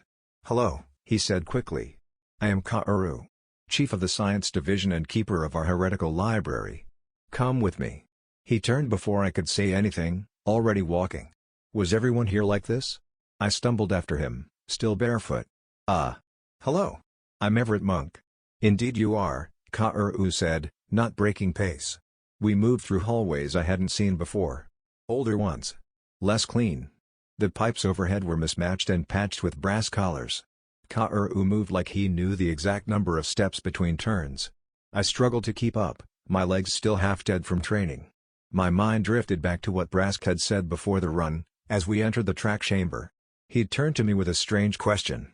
Just out of curiosity, he'd asked. "Your timer. It's still counting up, no?" Was this old man going to waste my time? I followed Kaoru down halls that looked older than the city above. The air smelled faintly of rust and ash. The lights flickered once and corrected. I had no idea where we were going. Kaoru didn't speak as we walked. He moved with a lurching gait, one I couldn't pin down. It wasn't a limp. It wasn't slow. But something about the way his body swayed inside the robes struck me as off. His shoulders hunched forward to counterbalance a gut that felt artificial, more like ballast than anything shaped by food or age. The soft scuff of his sandals on concrete didn't match the weight I assumed he carried. I kept behind him and didn't ask. My legs were sore. My lungs still itched with phantom treadmills. But I followed. No one said anything about second chances here, and I didn't want to test the kindness of rest more than once. We passed iron doors and false walls. Archways led into alcoves I couldn't see the back of. The corridors were an unpainted grid of structural concrete and metal, and yet the other cohort members I'd seen so far all walked with the ease of people who knew their way home. I started mapping by feel, left past the cracked fresco, straight through the vented arch, second right at the threshold with brass inlays. When the silence stretched too long, my thoughts wandered. Just 2 days ago, I was laughing on a carpeted floor with a few high school friends, chowing down on mushrooms and half listening to someone talk about the lyrics of a song we couldn't name. That memory didn't feel like mine anymore. It felt so far away. "We are here," Kaoru said. His voice broke the air like a drop trench. I stopped beside him, but he was already moving forward, palm pressing flat against a narrow slab of etched brass. A panel hissed open. What lay inside pulled the breath from me. The room had the scale of a library but none of the uniformity. Rows of vellum scrolls and half-rotted leather codices lined wrought iron spines. Data screens blinked without indexes. There were scriptoriums under hanging salt glass lanterns. Braziers of silver smoked near open tanks that held skinned specimens and fossilized circuits. And in the center, raised on a gentle ring of stairs, was the workshop. I had no better word for it. The bench was carved from obsidian or something like it, set with vents and tubes. Dozens of labeled vials sat on racks like communion glasses. Thin bones, wire filaments, crushed glass powders, and dried sinew were sorted into trays that looked cut from a surgeon's kit and an artist's box at once. A single screen stood there, half embedded in a concrete column, flickering softly. Kaoru didn't let me gawk long. "Have you given any thought to which crown you will be taking?" He moved to the workbench as he spoke. His lenses retracted into themselves, blinking one after another until they became pinpoints, then extended again with a soft hydraulic click. He was already sorting powders into dishes, not looking at me. I always think it's best not to dawdle. I blinked at him. Do I get to know the choices first?" Kaoru turned just slightly. It wasn't the head tilt that made it uncomfortable. It was how quickly the lenses collapsed, focused, and clicked back out again. Of course. I had gotten ahead of myself. Forgive me. It has been some time since I onboarded a new sinner. I didn't reply. He gestured to the screen. It shifted from symbols to columns of barely readable script. Each of the Gnosis crowns is a seated archetype. A packed interface. Your blood cella can only hold one. This is not reversible. Choose one, and it will shape every future tool, function, and resonance you carry. I nodded once. This is the list. I will summarize. He adjusted his lenses and began. Gnosis crown, Harrow. It reveals hidden seams in the world's false shape. Glamours crack, weak joints show, and the truth flares briefly in your presence. He tapped again. Gnosis crown, Sextant. It guides those lost in shifting places. It gives bearing, not direction, and it finds the nearest stable route even when the path itself remains unclear. I saw a rotating brass arc sketch across the screen. Mirror, he said. It reflects intent. It pushes eyes and thoughts back upon those who cast them. It is also useful for impersonation, although only briefly. The screen showed a ripple across a black surface. Key. It opens doors, protocols, and rules. It shapes lawful exceptions for a few heartbeats and is useful for access, but it leaves a trace. He moved faster, each name landing with weight. Coil. It tightens your motion and grants finesse under pressure. It allows fine craft or precision in chaos. Lantern. It shows what breathes, toxins, parasites, and lies in the feed. It also makes you glow slightly. Needle.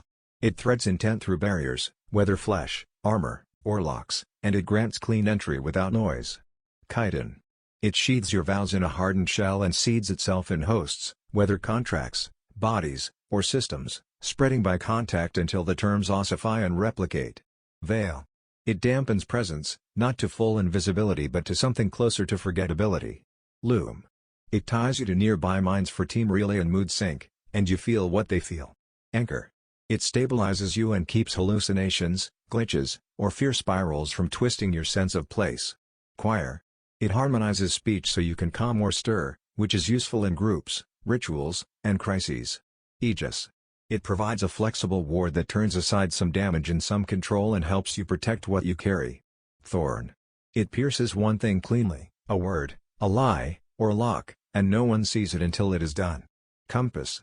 It tilts fate and guides you toward the most meaningful next step rather than the quickest. He paused at the next entry. Sinew. It reinforces and heals. It braces limbs or seals lines and provides brief armor in cloth and tendon. It is suited to field work and survival. His gaze, behind the lenses, lingered a moment and then moved on.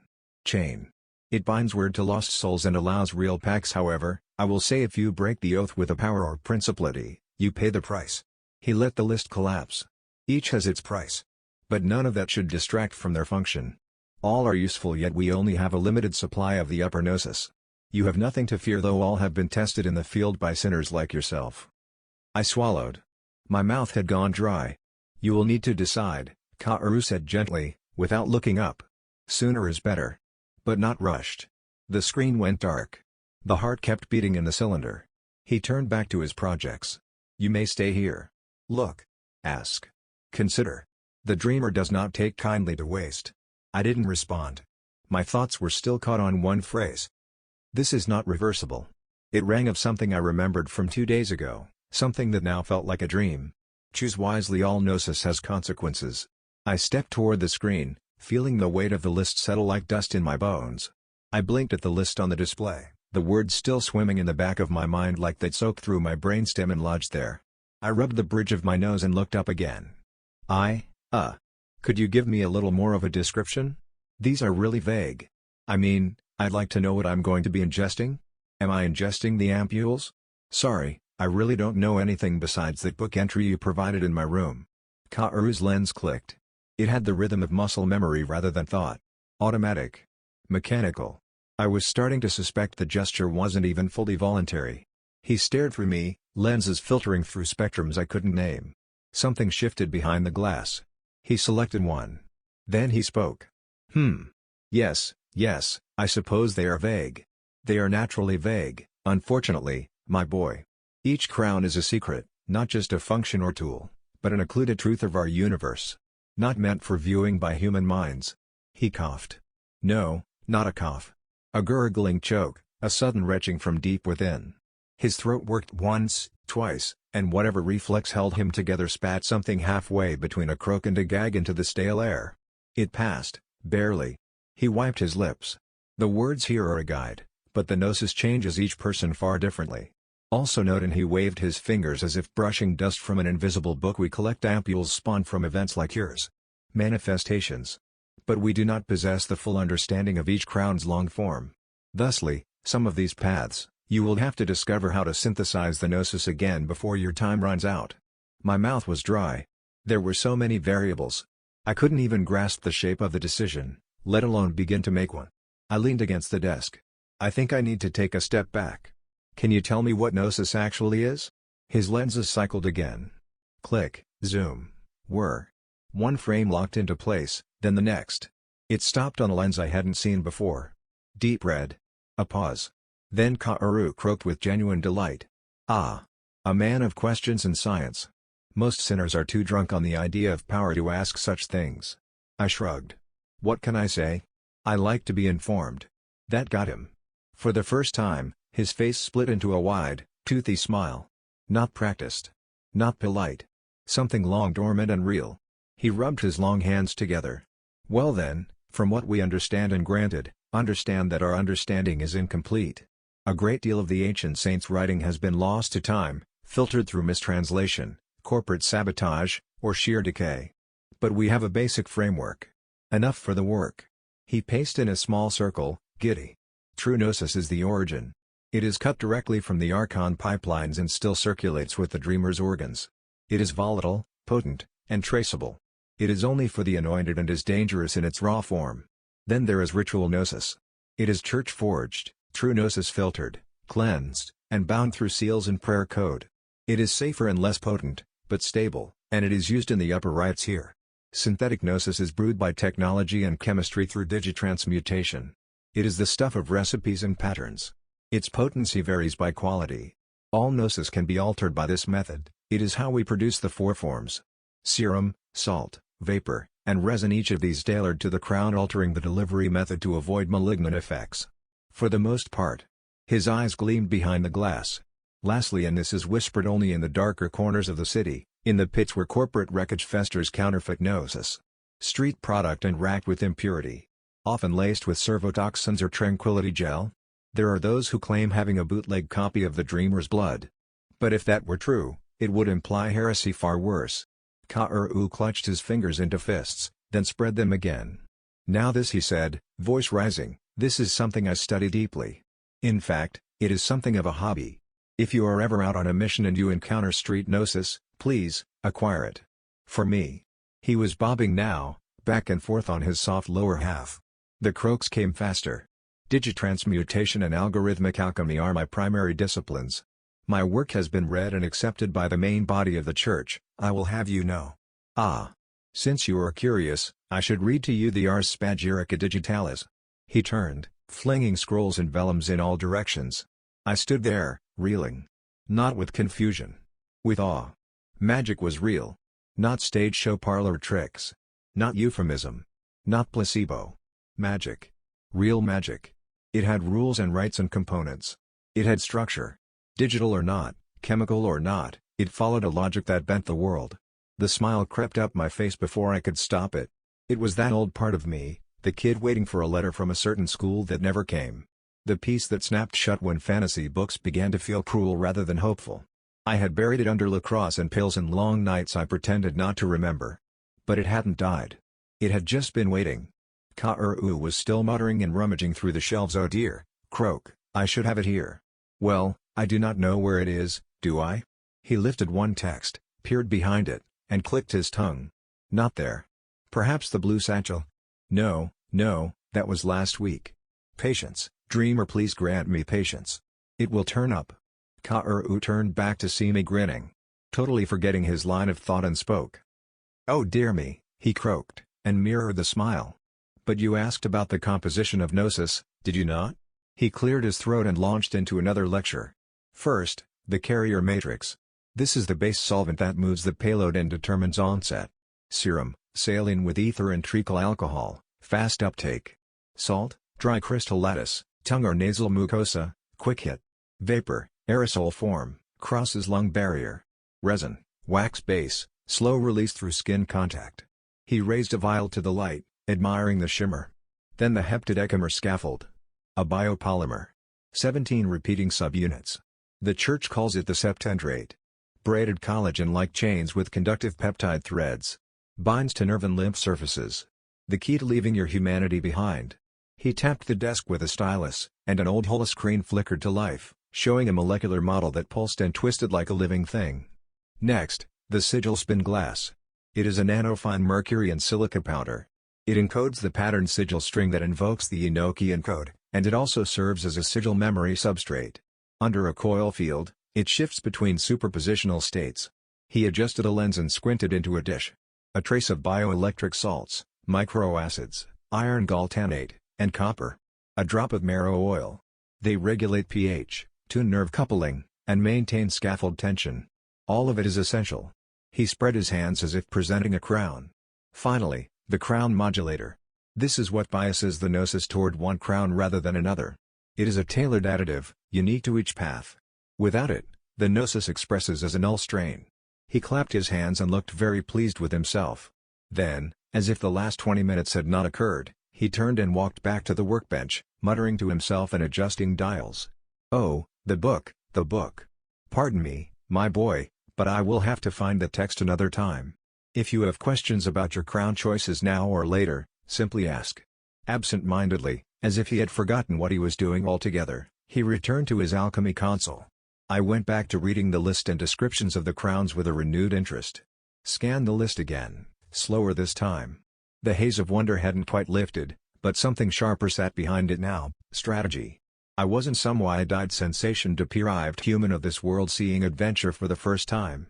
This was a system, and systems could be learned, exploited and mastered. I didn't have to pick today, and thank God for that. The information wasn't just thin, it was oblique. Vague language wrapped in sacred tone.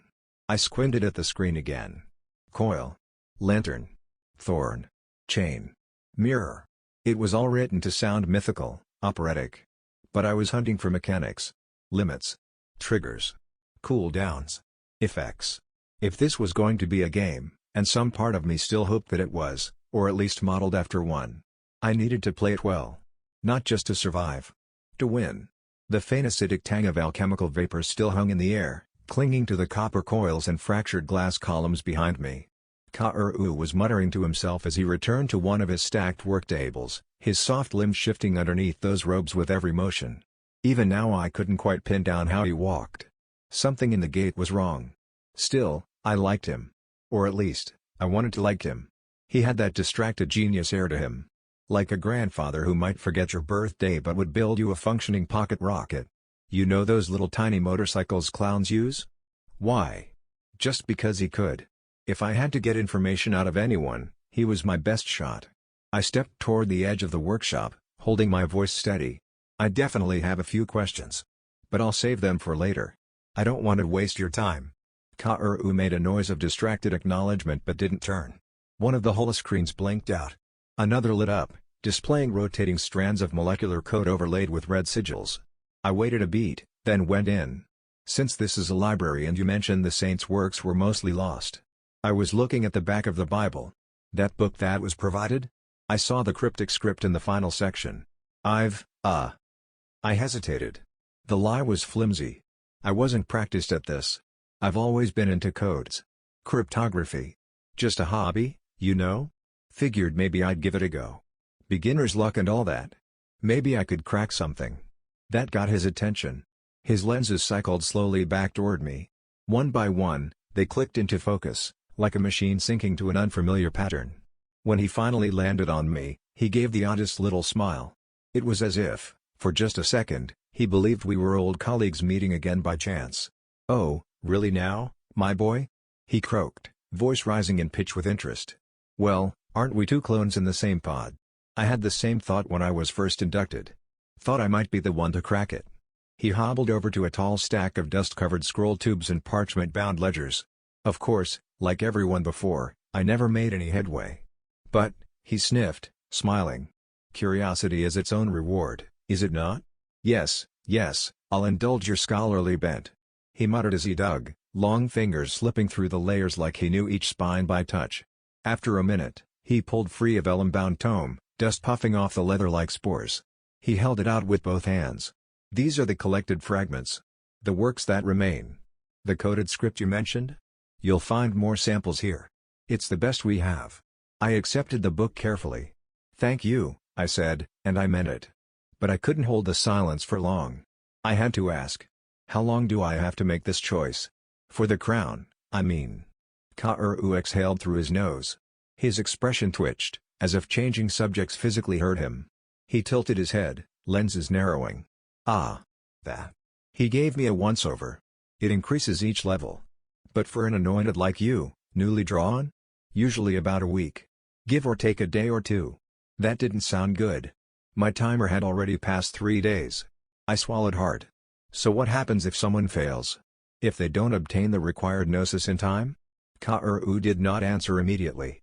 Instead, he turned, slow and deliberate, and rotated one of his lenses until it was no longer looking at me.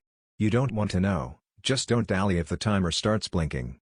Then he turned back to his work, humming, and it was like I had never asked the question at all.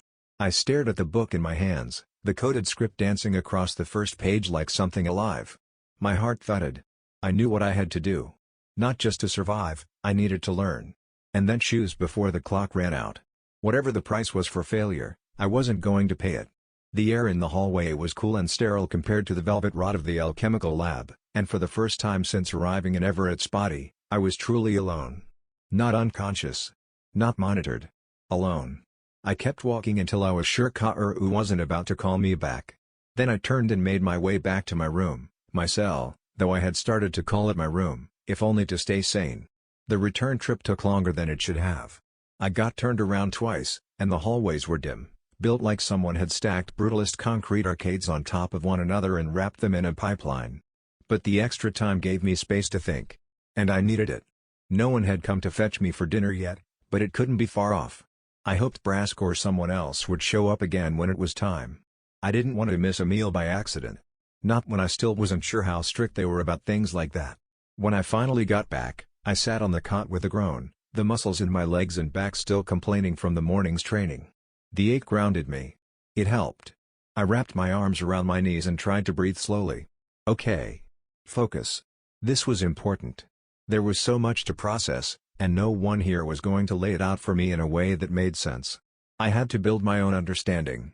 Let's see 3 days. The timer confirmed it. At least one of those had been lost to unconsciousness. First from the man who attacked me, then from the procedure. They called it ritus obligationis ultimi. Final obligation. Some kind of implant in my spine. Some kind of kill switch, or maybe just a leash. The phantom itch was still there, crawling under the skin. I had tried scratching once but the wound still ached and it didn't help. I didn't trust the church. But I was stuck in it. The corporations, whatever they were, would probably be worse. I had to hope I was useful to the church in a way that didn't involve being harvested for parts. I had to find a way back home. I had a family back on Earth, a mom and a sister. My dad left when I was 2. Am I really not going to see them again? No, I will see them again. I have to find a way to use this world to my advantage. That was the only plan that made sense. Get good, learn the rules, understand the system, and use the alchemy, the magic, the gnosis, whatever it was.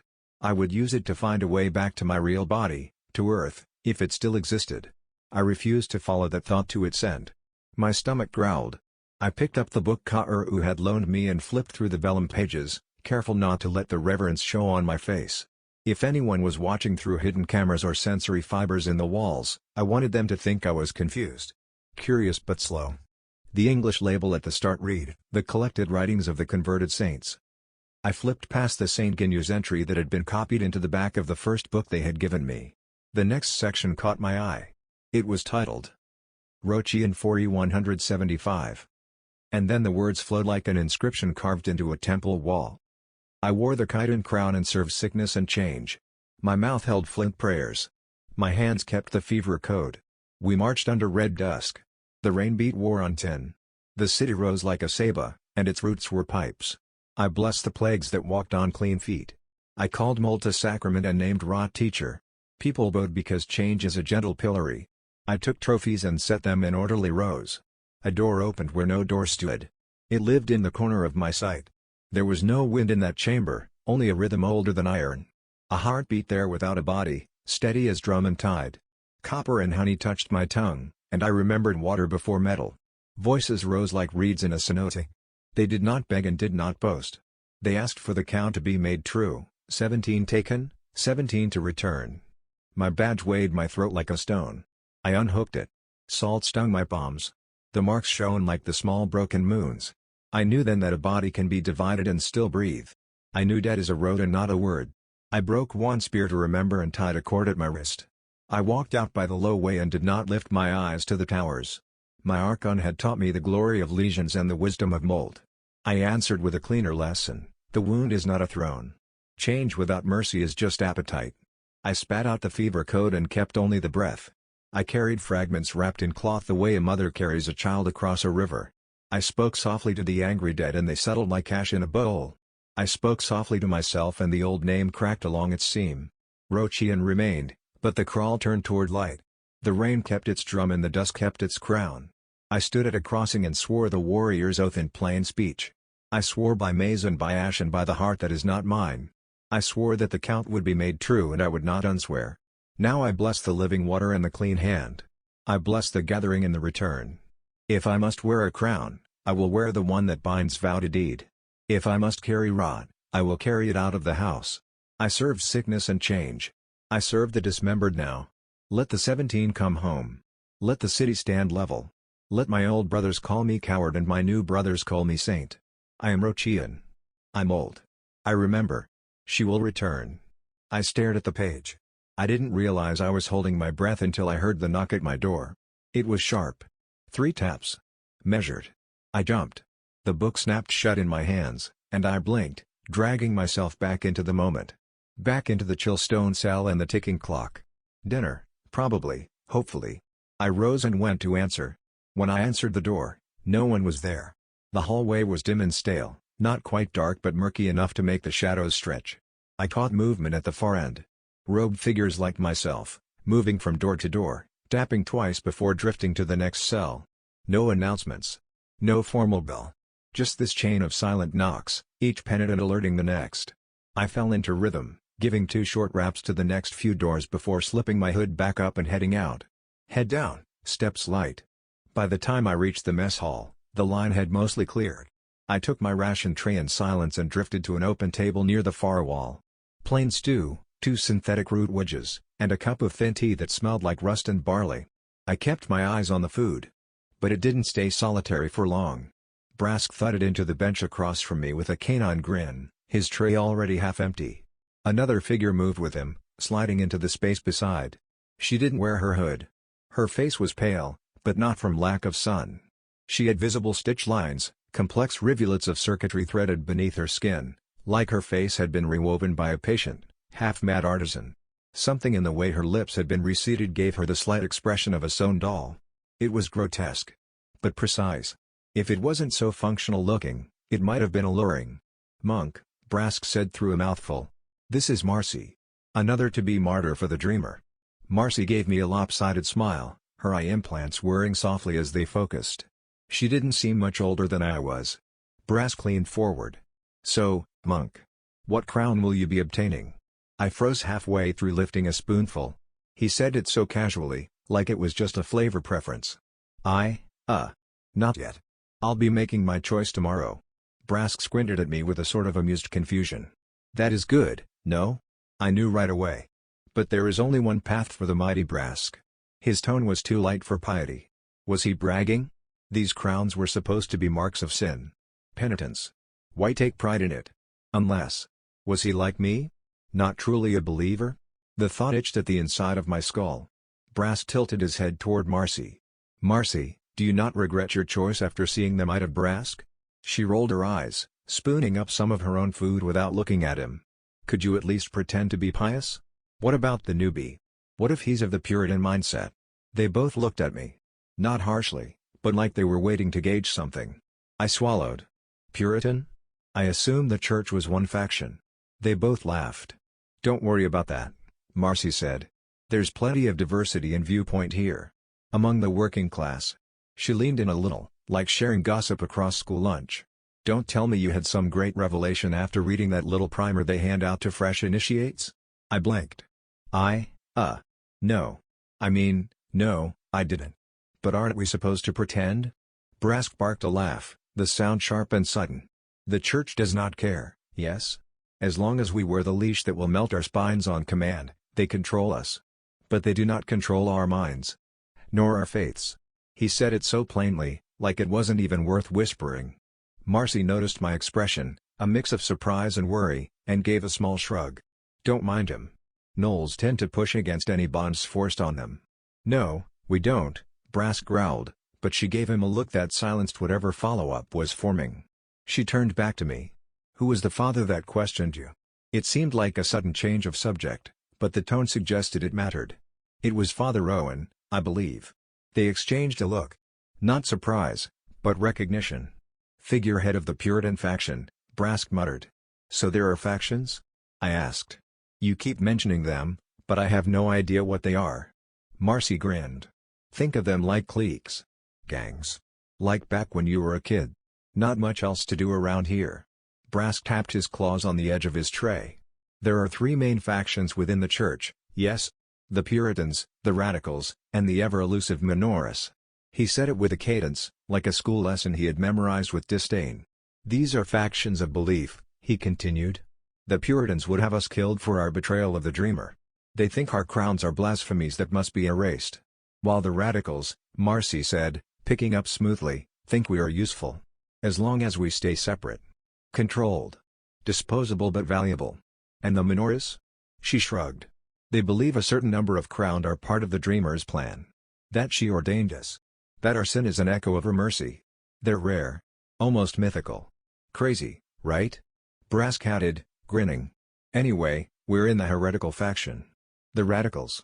If it wasn't obvious. My stomach twisted. Factions. Politics. Schisms inside the very group that claimed to control us. That meant conflict. That meant danger. That meant opportunity. One question rose above the rest, sharp and insistent. What do they use us for?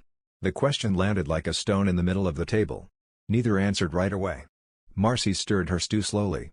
Brask's expression was unreadable. It depends, he said finally. On what crown you take. On what missions come up. On what the church wants to learn. Marcy looked at me carefully. Most of all, it depends on how well you do. I didn't like the sound of that. But I kept my mouth shut. My timer was ticking, and the game was only just beginning. I chewed my food slowly, digesting the ration as much as I was digesting the information. It wasn't good, any of it. But pretending to be calm, pretending to understand, that was my only real leverage. I swallowed and cleared my throat. I'm asking for something a little more concrete. What are the actual goals of the church? Why do they need us to do anything? I mean, I had never even heard of the church before all this. That got a reaction. Brask and Marcy shared a look, not of suspicion but of mild amusement. Yeah, the core keep the church highly illegal, Brask said. None of us knew anything either. Not really. We were like you once, yes? The leash just hadn't been fitted yet. Marcy nodded in agreement. It's part of their whole thing. Control the information pipeline, control the world. Let the dreamer go, one said. Make it heresy to even guess. It makes us cattle easier to use. Mockery shrugged. She took a bite, chewed, then added, as for what we actually do? That depends. It really does make a difference which crown you choose. The shape of your sin determines the shape of your orders. Most of the lower crowns get rotated into the expeditionary forces. Scouting, salvage, sometimes containment. Counter-corporate missions are rarer, and messier. Brask leaned forward, shoulders bunching. We go out beyond the hive walls, yes? Into the dead zones. Or sometimes deeper, under the corporate districts where even the core are scared to clean. Marcy kept going. The church deals in relics. Archaeotech. Things the core call dangerous, but we need stuff like that to fight back. Most of it's from the 4th epoch roughly 4,000 years ago. Ancient stuff. Some of it still works. Some of it works differently. The expeditionary teams dig that up. Bring it back. Interpret it. Brask cut in again. But it is beneath the hive that the worst things linger. The mutants. The broken codes. Things that feed on memory. Yes? Don't let Brask fool you, Marcy said, smiling at me sideways. It's all dangerous. There's a reason everyone lives behind walls. Hives weren't built for comfort. They were built to keep something out. Brask barked a laugh. And to keep us in. He pointed a claw at her. But don't let Marcy fool you either. It isn't all relics and ruins. Most of what we haul in is resource work. The church has no industrial base. We recover, we smuggle, we extract. They had a kind of rhythm, the two of them. A rivalry maybe, but an easy one. It reminded me of friends teasing each other in a locker room or post-match. If I squinted, I could almost pretend I was back on Earth. Almost. Everett's memories hadn't given me much about gnolls. Most of what filtered down through Corpu filters painted them as dangerous. Competitive. Territorial. But here was Brask, joking about his own muscles. Monk, yes? Did you see Brask's muscles this morning? Are they not to be admired? It was so absurd I laughed. A real laugh. My first since the night of the shrooms. They both grinned at me. Marcy elbowed Brask lightly. "You're going to scare the poor boy off." "No," Brask said, mock seriousness. "He is too smart. He knows power when he sees it." I smiled but said nothing. There was safety and quiet. I let the mood carry us, riding the warmth of the moment until I could slip away without suspicion. I left shortly after, both of them saying they'd see me soon. Back in my room, my cell, though I was starting to call it mine, I felt the tiredness land. My limbs ached in that dull, honest way that came from effort. I sat on the cot and let it all settle. There was too much to think about. I picked up the vellum-bound book Ka'uru had given me and flipped through the pages again. I skimmed the stories of the converted saints, careful not to look too interested in case someone was watching. If the church was as fractured as they made it sound, I didn't know who might be keeping tabs. Most of it was written in the same cryptic, poetic tone. Parables, visions, transfigurations. Saints who molted, saints who bled code, saints who walked between walls. And then I found something different. Tucked between the more formal passages was a section written in plain script. Notes. Scrawled. "We know the Dreamer created the Archons, and we know the Archons can be invoked. Thus invoking the Archons is invoking the Dreamer's power. I have found a way to coat myself in the Dreamer's grace and force my Archon's eye to go blind. It lets me siphon and command a fraction of the domain. With it, I can create something akin to my own. This space, this tethered simulacrum, acts as a vessel for ritual magic and alchemical algorithms. Its effect is multiplicative." The rest was diagrams. Rotating glyphs. Fractured geometry. Handwritten annotations layered over runes I couldn't yet decipher. It reminded me of old Renaissance notebooks, like John Dee or Agrippa, but run through a machine that thought in quantum language. Still, I understood the gist. Magic was real. Not just alchemy or sigils or pseudo-tech. Ritual magic. Gnosis that could be shaped, that could be channeled outside the bounds of the crown. Maybe I would need an advantage. Tomorrow, I would be forced to choose a crown. I had narrowed it down to two. Compass or chain. Chain had appeal. It sounded like a combat-focused crown.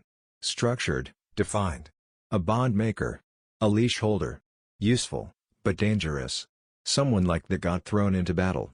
Compass, though. Compass was a pathfinder. A seer. A navigator through uncertain places. If I took a support role, maybe I wouldn't be forced into frontline combat. Maybe I could stay on the edge. Observe. Survive. Support wasn't safe, but it was less likely to get me killed on day one. Or used. Or turned into a weapon. Plans began to spiral in my mind. Could I use this world system against itself? Could I find a way back to Earth? My real body? My family? What if Everett and I had switched places? What if we hadn't? I didn't let myself chase those thoughts to their end. Not tonight. The lights dimmed across Horace Yard, the walls hummed soft and alive. I pulled the book closer, turning the page one more time. My eyes skimmed over diagrams I couldn't yet parse, searching for anchors in the noise. Tomorrow I will choose. But tonight, I would prepare. Preparation, it turned out, was just another word for panic dressed up in study. I didn't sleep. Not really. I went over and over the diagrams from the saints' notes, trying to understand what had been laid out in the ink. The first glance had tugged at something in the back of my head, a twitch of recognition I couldn't place. But it clicked now. The shapes, the layering, the radial lines with names hidden in rotational ciphers, they reminded me of two things. First was John Dee's Sigillum Dei Emeth, the so-called seal of God's truth. Second was something much more recent, or at least from the life I remembered. The transmutation circles from Full Metal Alchemist. A language written in form, not phoneme. A trigger system built on spatial precision, meaning pulled from where lines met. These weren't just words. They were gates. Domain diagrams. Circles of invocation, maybe even transmutation. If I could decode them, if I could crack even a fragment, maybe I could find a way home. Or at least, learn if it was possible. The thought carried me through the rest of the night. Eventually, exhaustion won. I blacked out where I sat, the saint's tome open across my chest. When I woke, the room had dimmed with the slow fade of the compound's artificial cycle. I rubbed the sleep from my face just as a knock rapped low against the metal door. Not Brask. Ka'uru stood in the hall. "You must choose now," he said. No preamble. No warm greeting. I blinked sleep out of my eyes and glanced instinctively at the timer in the corner of my vision. It was blinking. Ka'uru turned before I could speak. He moved quickly, more quickly than I'd ever seen. I stumbled into step behind him, heart hammering. This was it. I was out of time. I only had one question left. I caught up to him, forcing my voice steady. Ka'uru, between compass and chain, which would you take? He didn't stop walking. His head turned slightly, lenses rotating, his gait never breaking rhythm. A long, croaking hum worked its way out of his throat. Those would not have been my choices, he said. But let me think. We passed under a series of pale arched lights, the hallway angling downward, deeper into Horus Yard. He muttered as he worked through his answer aloud. Compass, he said finally, would be best for the early crowns. As you might know, it has a sharp exponential yield. But, eventually, all compass bearers go quite mad. Too many threads. Too much signal. He sniffed. A deep tick shifted in the back of his throat. Whereas the oaths of chain often entangle the user. Bind them into structures of meaning they cannot escape. Their only freedom comes through death. Both have their risks. Both are inherently mystical. It was not what I wanted. It wasn't reassurance. It was context. And maybe that was better. We reached the lower lab. His workspace. His sanctum. The walls hummed with low-gain field induction, the faint scent of copper and sugar clinging to the coils of bundled wires above. He pointed me toward a platform, half stone and half polycircuit slab, covered in harness clamps and fluid jacks. I knew I had to speak. I will choose compass, I said. There were reasons. Dozens. But it came down to one. Chain was about vow. Chain needed clarity of identity. I didn't have that. Not yet. If I bound myself to promises I didn't understand, I could lose everything. I couldn't even keep a lie straight for more than 5 seconds. How was I supposed to handle magical oaths? Compass, at least, was meant for seekers.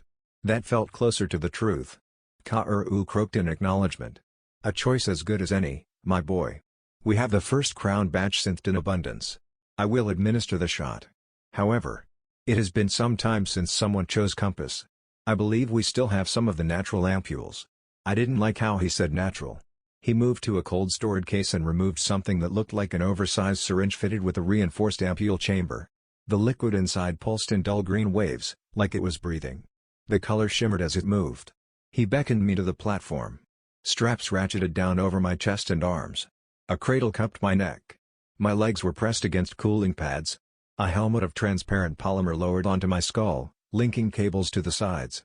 Readouts flickered to life on the panels beside me. Vital signs. Neural vectors. Glandular balance. And something labeled ether density that was flickering wildly. Ka'uru rolled over with the syringe.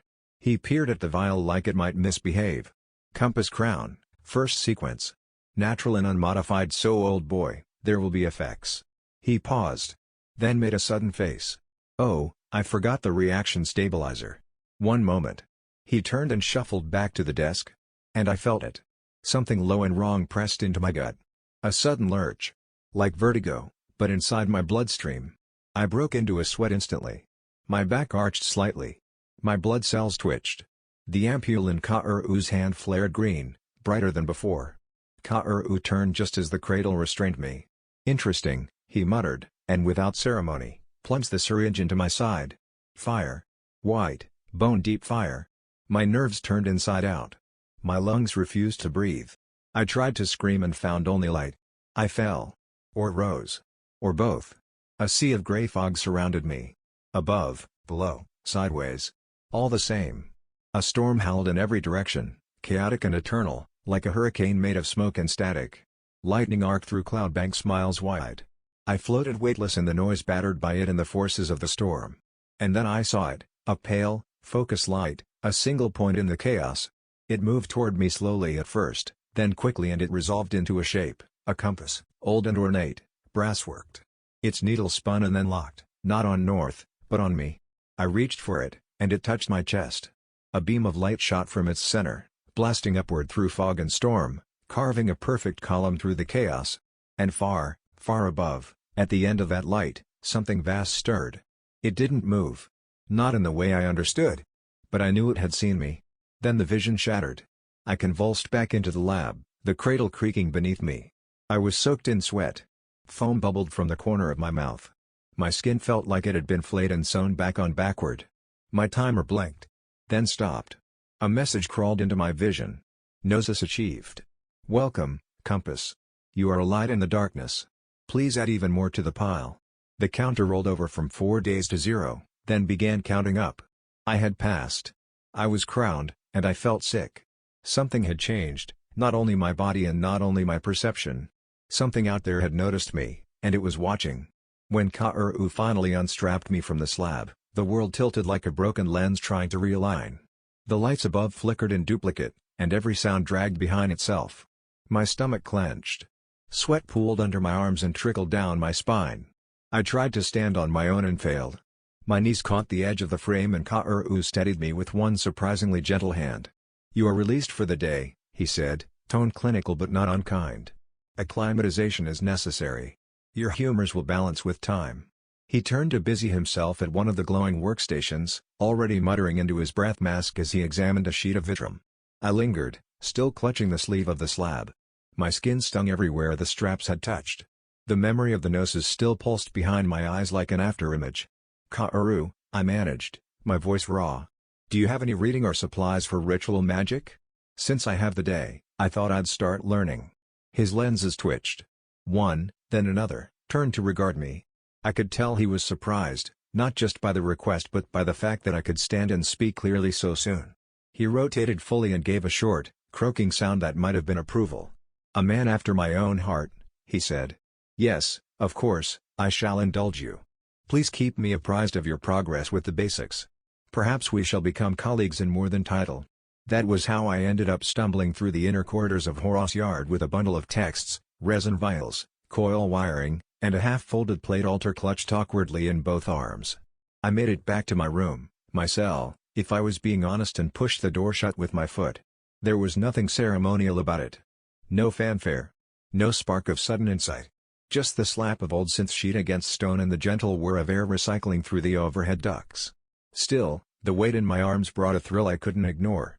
Not the weight of the supplies, but of what they represented. I had chosen. I had survived. And now I could start to learn. I dumped the supplies on my cot and sat cross-legged beside them, tugging the first volume from the stack. The spine creaked open with a dry shudder. A few pages were already stained with reagent traces and fingerprint oils. That made me feel better. Real use, real hands, not a fake book planted for theatrics. What the hand inscribes, the fire proves, what the fire demands, the worker pays. The little book of mending again. Digirtual is a craft of ink and breath, of coil and quiet fire. The worker writes living marks, and the city grudges yet consents. Nothing comes by wish alone. The vow makes the road, and the price keeps it. Gnosis feeds the work. The unblessed must set this book aside, for the scaffold will bite the unwary.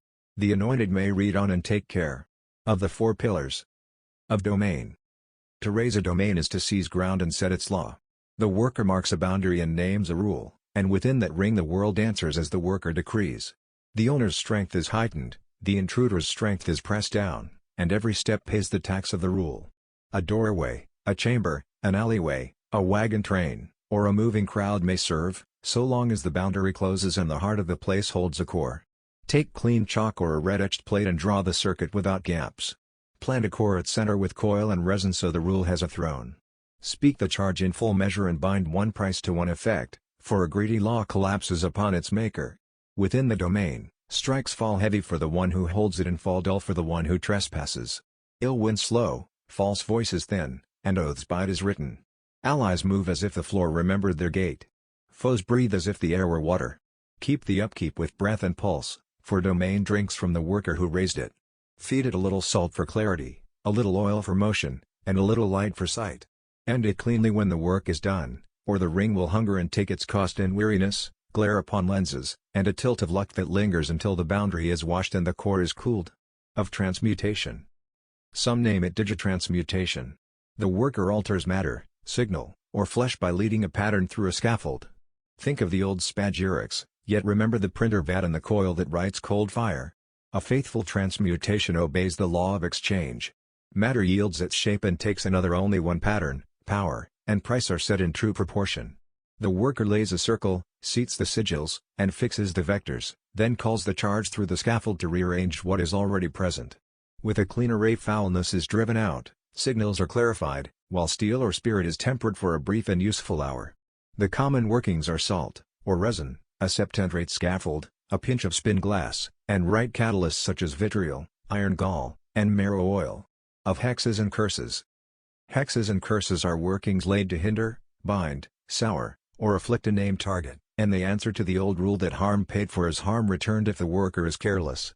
Choose the right hour and place, then fix the target by a true trace such as hair, nail, breath on glass, a scrap of cloth, or ink in the target's hand. Clean the space with smoke so your intent does not wander. Write the bane in a plain script on a small plate or paper, and set the name within a circle that closes neatly. Mix the bitter with the hot and the sharp, such as vinegar, nettle, salt, black thread, pins, ashes, and iron filings. Knot the thread 9 times and speak the charge at each knot so the act and the word agree. Seat the token you have made in a jar or a poppet, anoint it with a few drops of oil, and seal it with wax so the working does not leak. Place it where the path will carry the effect, such as beneath the threshold for binding, at the crossroads for confusion, in flowing water for wasting, or in a dark box for silence. Feed the work on set nights with a breath, a drop, or a pinch until the sign you asked for appears. When the purpose is met, unmake what you made by cutting the knots, washing the sign away, or burning the token to cold ash, and speak the release so the harm does not cling to the hand that sent it. Of divination. This pillar is the art of reading what is already said in the world's grain. The worker asks a clear question, keeps breath steady, and lets the proper instrument answer. The glass ball is for show. The true tools are a bowl of still water, a handful of salt, a polished mirror, and a measured arc of brass. Cast salt upon the water and watch where the first string runs. Draw the arc across a map and note where the needle settles when the hand is quiet. Hold the mirror at hard height and observe what face it refuses to keep. When the sign agrees thrice, step where it points. A sound divination shows the next sure step, reveals the seam that holds two things together, and turns a pressed thought back upon the head that sent it. Bring fit aids, such as a clean lens, a little consecrated salt, and a brief draught to sharpen sight if the rite demands it. Do not stare long, for the sight will swim, the mind will tilt, and false lights will offer answers that cost more than they give. Speak the closing words and cover the bowl, since an unwatched window invites what you did not call. On instruments and materials. The coil altar is a small induction hearth with a chill jacket that sets the pattern into the scaffold. The sigil plates are brass or glass with red etchings so the geometry may speak as grammar. The spin glass is memory dust of mercury glass and silica that holds instruction without pride. The septentrate is a scaffold of 17 joints that knows nerve and lymph and answers when the pattern calls. The carriers come in 4 virtues, serum for haste, salt for the pocket and the road, vapor for quiet work, and resin for long and steady hours. Keep these instruments clean. 3 precepts for clean work. The first precept teaches the keeping of cost. Every change moves weight.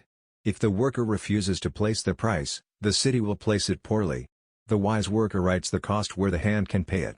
The second precept teaches the rule of the small and exact. A little law such as bar knives at this store for 1 hour holds more firmly than a grand wish such as keep us safe. The narrow key opens the lock that the cudgel only angers. The third precept teaches the power of witness. A domain and a hex set themselves fastest when a witness stands by, whether partner, camera, or signed mark. A divination grows clear when the worker names the thing sought and does not wonder. The manner of the work. The worker speaks the terms aloud, for plain words bind truest. The worker sets the plates high. The worker varies the string of signs and does not linger in places unbidden. The worker closes each domain when the work is done, so the room returns to the level state. The worker reckons the price after every labor and marks it upon a wax tablet or counts it with tally stones, so that the hand of tomorrow does not forget what the hand of today has spent. A simple rite, the anchoring of a soul at threshold. This rite fastens one soul to the spirit realm and lays the first stone of a domain. It steadies a chamber against tremor, wandering fancies, and thin hauntings for a short span. Instruments and matter. Prepare a chalk of clean lime or a small plate of red-etched brass. Prepare a pinch of consecrated salt. Prepare a patch of anchor resin no larger than a thumb. Prepare a modest coil or pocket inductor set to a gentle draw. Prepare a bowl of clear water for washing. The marking of the place. Sweep the sill and the posts. Cast the pinch of salt along the threshold and speak the place name of the room. Trace a circle upon the floor with the chalk or set the plate at the center, so that the circle touches no wall and leaves one pace of walking space about it. The binding of breath. Stand within the circle and breathe 17 even breaths. Set your right hand upon your breast and your left hand upon your back. Remember your given name, your mother name, and your craft name, and speak them in that order so that the soul knows its seat. The waking of the coil. Touch the inductor to the edge of the plate or to the chalk line and give it 3 light taps. Keep your breath steady and do not look away. When the coil hums true, speak the charge slowly. Within this ring the laws hold steady, and my soul holds fast to its proper shore. The sealing of flesh. Warm the anchor resin between your palms until it softens. Press the patch to your ribs, a hand's breadth below the heart, so that the soul remembers the container. Hold it there for the count of 100 heartbeats. The closing of the work. Step backward from the circle without turning your back to it. Touch the plate or the chalk line and say, "Release in the name of the 17." Lift the plate or wipe the mark away with a damp cloth. Wash your hands in the bowl and pour the water at the threshold so that no stray influence rides it. The signs and the cost. Heaviness will come to the limbs, and a hush will settle upon the room. The air will feel level, as if a table has stopped rocking. You will pay a small price in weariness and a dull ache along the ribs where the resin rested. Rest until your pulse is even, and do not begin a second working until the heaviness has passed. A final word to the apprentice. The world will tempt the young hand to dazzle. The clean worker resists. The clean worker does not bargain with powers he cannot bind. Do not call what you do not intend to keep. Do not test a curse on the curious or the helpless. Write what you did, what it cost, and what it taught you, so we do not repeat your mistakes. Let no divination be cast that your soul cannot carry. Do not lean over the well, and do not gaze long at what gazes back. By the time I finished reading, I had 3 new questions and 1 headache. The words weren't mystical fluff. They were structured. Procedural. This wasn't faith. It was code. A ritual system. A programmable world. My hand hovered over the brass plate I had unwrapped. I didn't draw anything. Not yet. A moment's pause to collect myself, then I was ready. I laid the plates out carefully, smoothing the thin cloth over the floor before placing each one. The chalk was next. Dull gray sticks softened at the tips from travel or age, but they'd do. My fingers shook a little as I peeled open the pouch of anchor resin. A grainy chemical sweetness curled into the air. I hadn't eaten. My mouth tasted like metal in sleep. I checked the book again. Then the diagrams in the saint's collected works. Then back again. This wasn't how I'd imagined casting my first spell. I thought maybe there would be a teacher, or a proper classroom, or at the very least an audience to impress. But this felt more like rigging a science fair project in a prison cell. I kept my face blank in case the cameras were still watching. The instructions said to begin with the sill. I walked to the threshold of the cell, the line between my cot and the dim corridor beyond, and salted it. 1 wipe toward the hinge. A deliberate act. I knelt again. Placed the etched plate at the room's center. I closed my eyes and counted out the breathwork. 17 full draws. Each one is slower than the last. I tapped the coil 3 times. The first tap hissed with static. The second glowed faint red. The third pulsed blue, and the circle flashed. Within this ring, I whispered, "The rules hold steady." Nothing happened. For 2 heartbeats, I thought maybe I'd botched it. Maybe I wasn't the type of person who could do magic, who could cast rites, who could even belong in a place like this. Then the sigils lit. The etchings glowed white gold, lines flaring to life like circuits on a waking machine. A low tone vibrated through my feet. The air shifted. I smelled something old and sterile, copper and burnt myrrh. The edges of the cell wavered. At first I thought I was blacking out. I blinked hard and stared at the coil. Then I realized the room itself was changing. The walls did not melt. They folded. A shimmer peeled them outward, like they were paper caught in the path of unfolding geometry. One after another, each angle collapsed and redrew itself. Where there had been stone and pipe, there was now open air, luminous and clean. The cot vanished. The ceiling widened. A column rose behind me. Then another to my left. Then 3 more in a neat ascending arc, each carved from some hybrid of white sandstone and polished brass. Hieroglyphic motifs curled through the surfaces, etched deeply in shimmering copper inlay. The floor beneath me darkened. Not black, not void, but a glassy onyx, smooth as still water and veined with red gold thread. The chamber stretched. No, not a chamber. A hall. Massive beams swept into place overhead, their curvature unlike any architecture I had ever seen. They carried the weight like arms raised in benediction. Shapes like sails or wings joined them in woven lattice, as if half cathedral, half ship. Light filtered through latticed alcoves. Not from outside, there was no sky, but from something deeper, as if the domain's memory of daylight was being replayed. A door appeared ahead. Grand. Ornate. Bronze and ivory. Shut tight. I turned slowly, and behind me rose a throne, the axis of attention and power in the room. Composed of layered rings, each one etched with symbols I recognized from the collected saints' diagrams, the throne stood atop a plinth of smooth slate, suspended not by stone but by coil-tethered anchors. It glowed faintly with a heartbeat rhythm. I stumbled back. My foot hit nothing. And still, the palace grew. Statues rose at the edges of the space, tall, stylized figures robed in something like flame. Their faces bore the contours of beasts and machines, some with double eyes, some with smooth masks. One held a rod etched with what might have been code. Another held a blade shaped like a pen. The images were not familiar. Not exactly. But something about them felt archetypal. Like echoes of stories buried deep in the brainstem. One by one, they locked into place, staring forward. Then the hum faded. And it was quiet. I stood in the center of something vast, holy, and utterly unlike the rest of this rotted facility. What the actual fuck, man? This is pretty awesome. I say it aloud to confirm my voice still worked. This place, it had answered not just the ritual. It had answered me. I took one trembling breath. The air was cleaner here, laced with a warmth that reminded me of heated brass and chamomile. I reached for the chalk. But there was nothing more to draw. This place had taken shape of its own accord. Not just a rite, not just a warded room, instead a full construct. A space carved from some deeper reality. I backed away from the anchor plate and touched the nearest pillar. It felt real. Cold. Slightly magnetic. I remembered what the Digirtual book had said, the young worker would be tempted to dazzle. I had done more than dazzle. I had built a palace. Not on purpose, but it was pretty freaking cool. I had referenced from the older saints' books. Read the flare of my Scylla sigils and the structure of my Gnosis. It had pulled from me something grander than I knew how to ask for. Was this the power of the compass? Was this what Ka-Ur-U meant by exponential growth? I looked toward the throne and saw the line, the light beam connection that had appeared in my vision, stretching upward from it. It vanished into the high vault above, and beyond that, somewhere into the dark, quiet sky. Somewhere, something was looking back.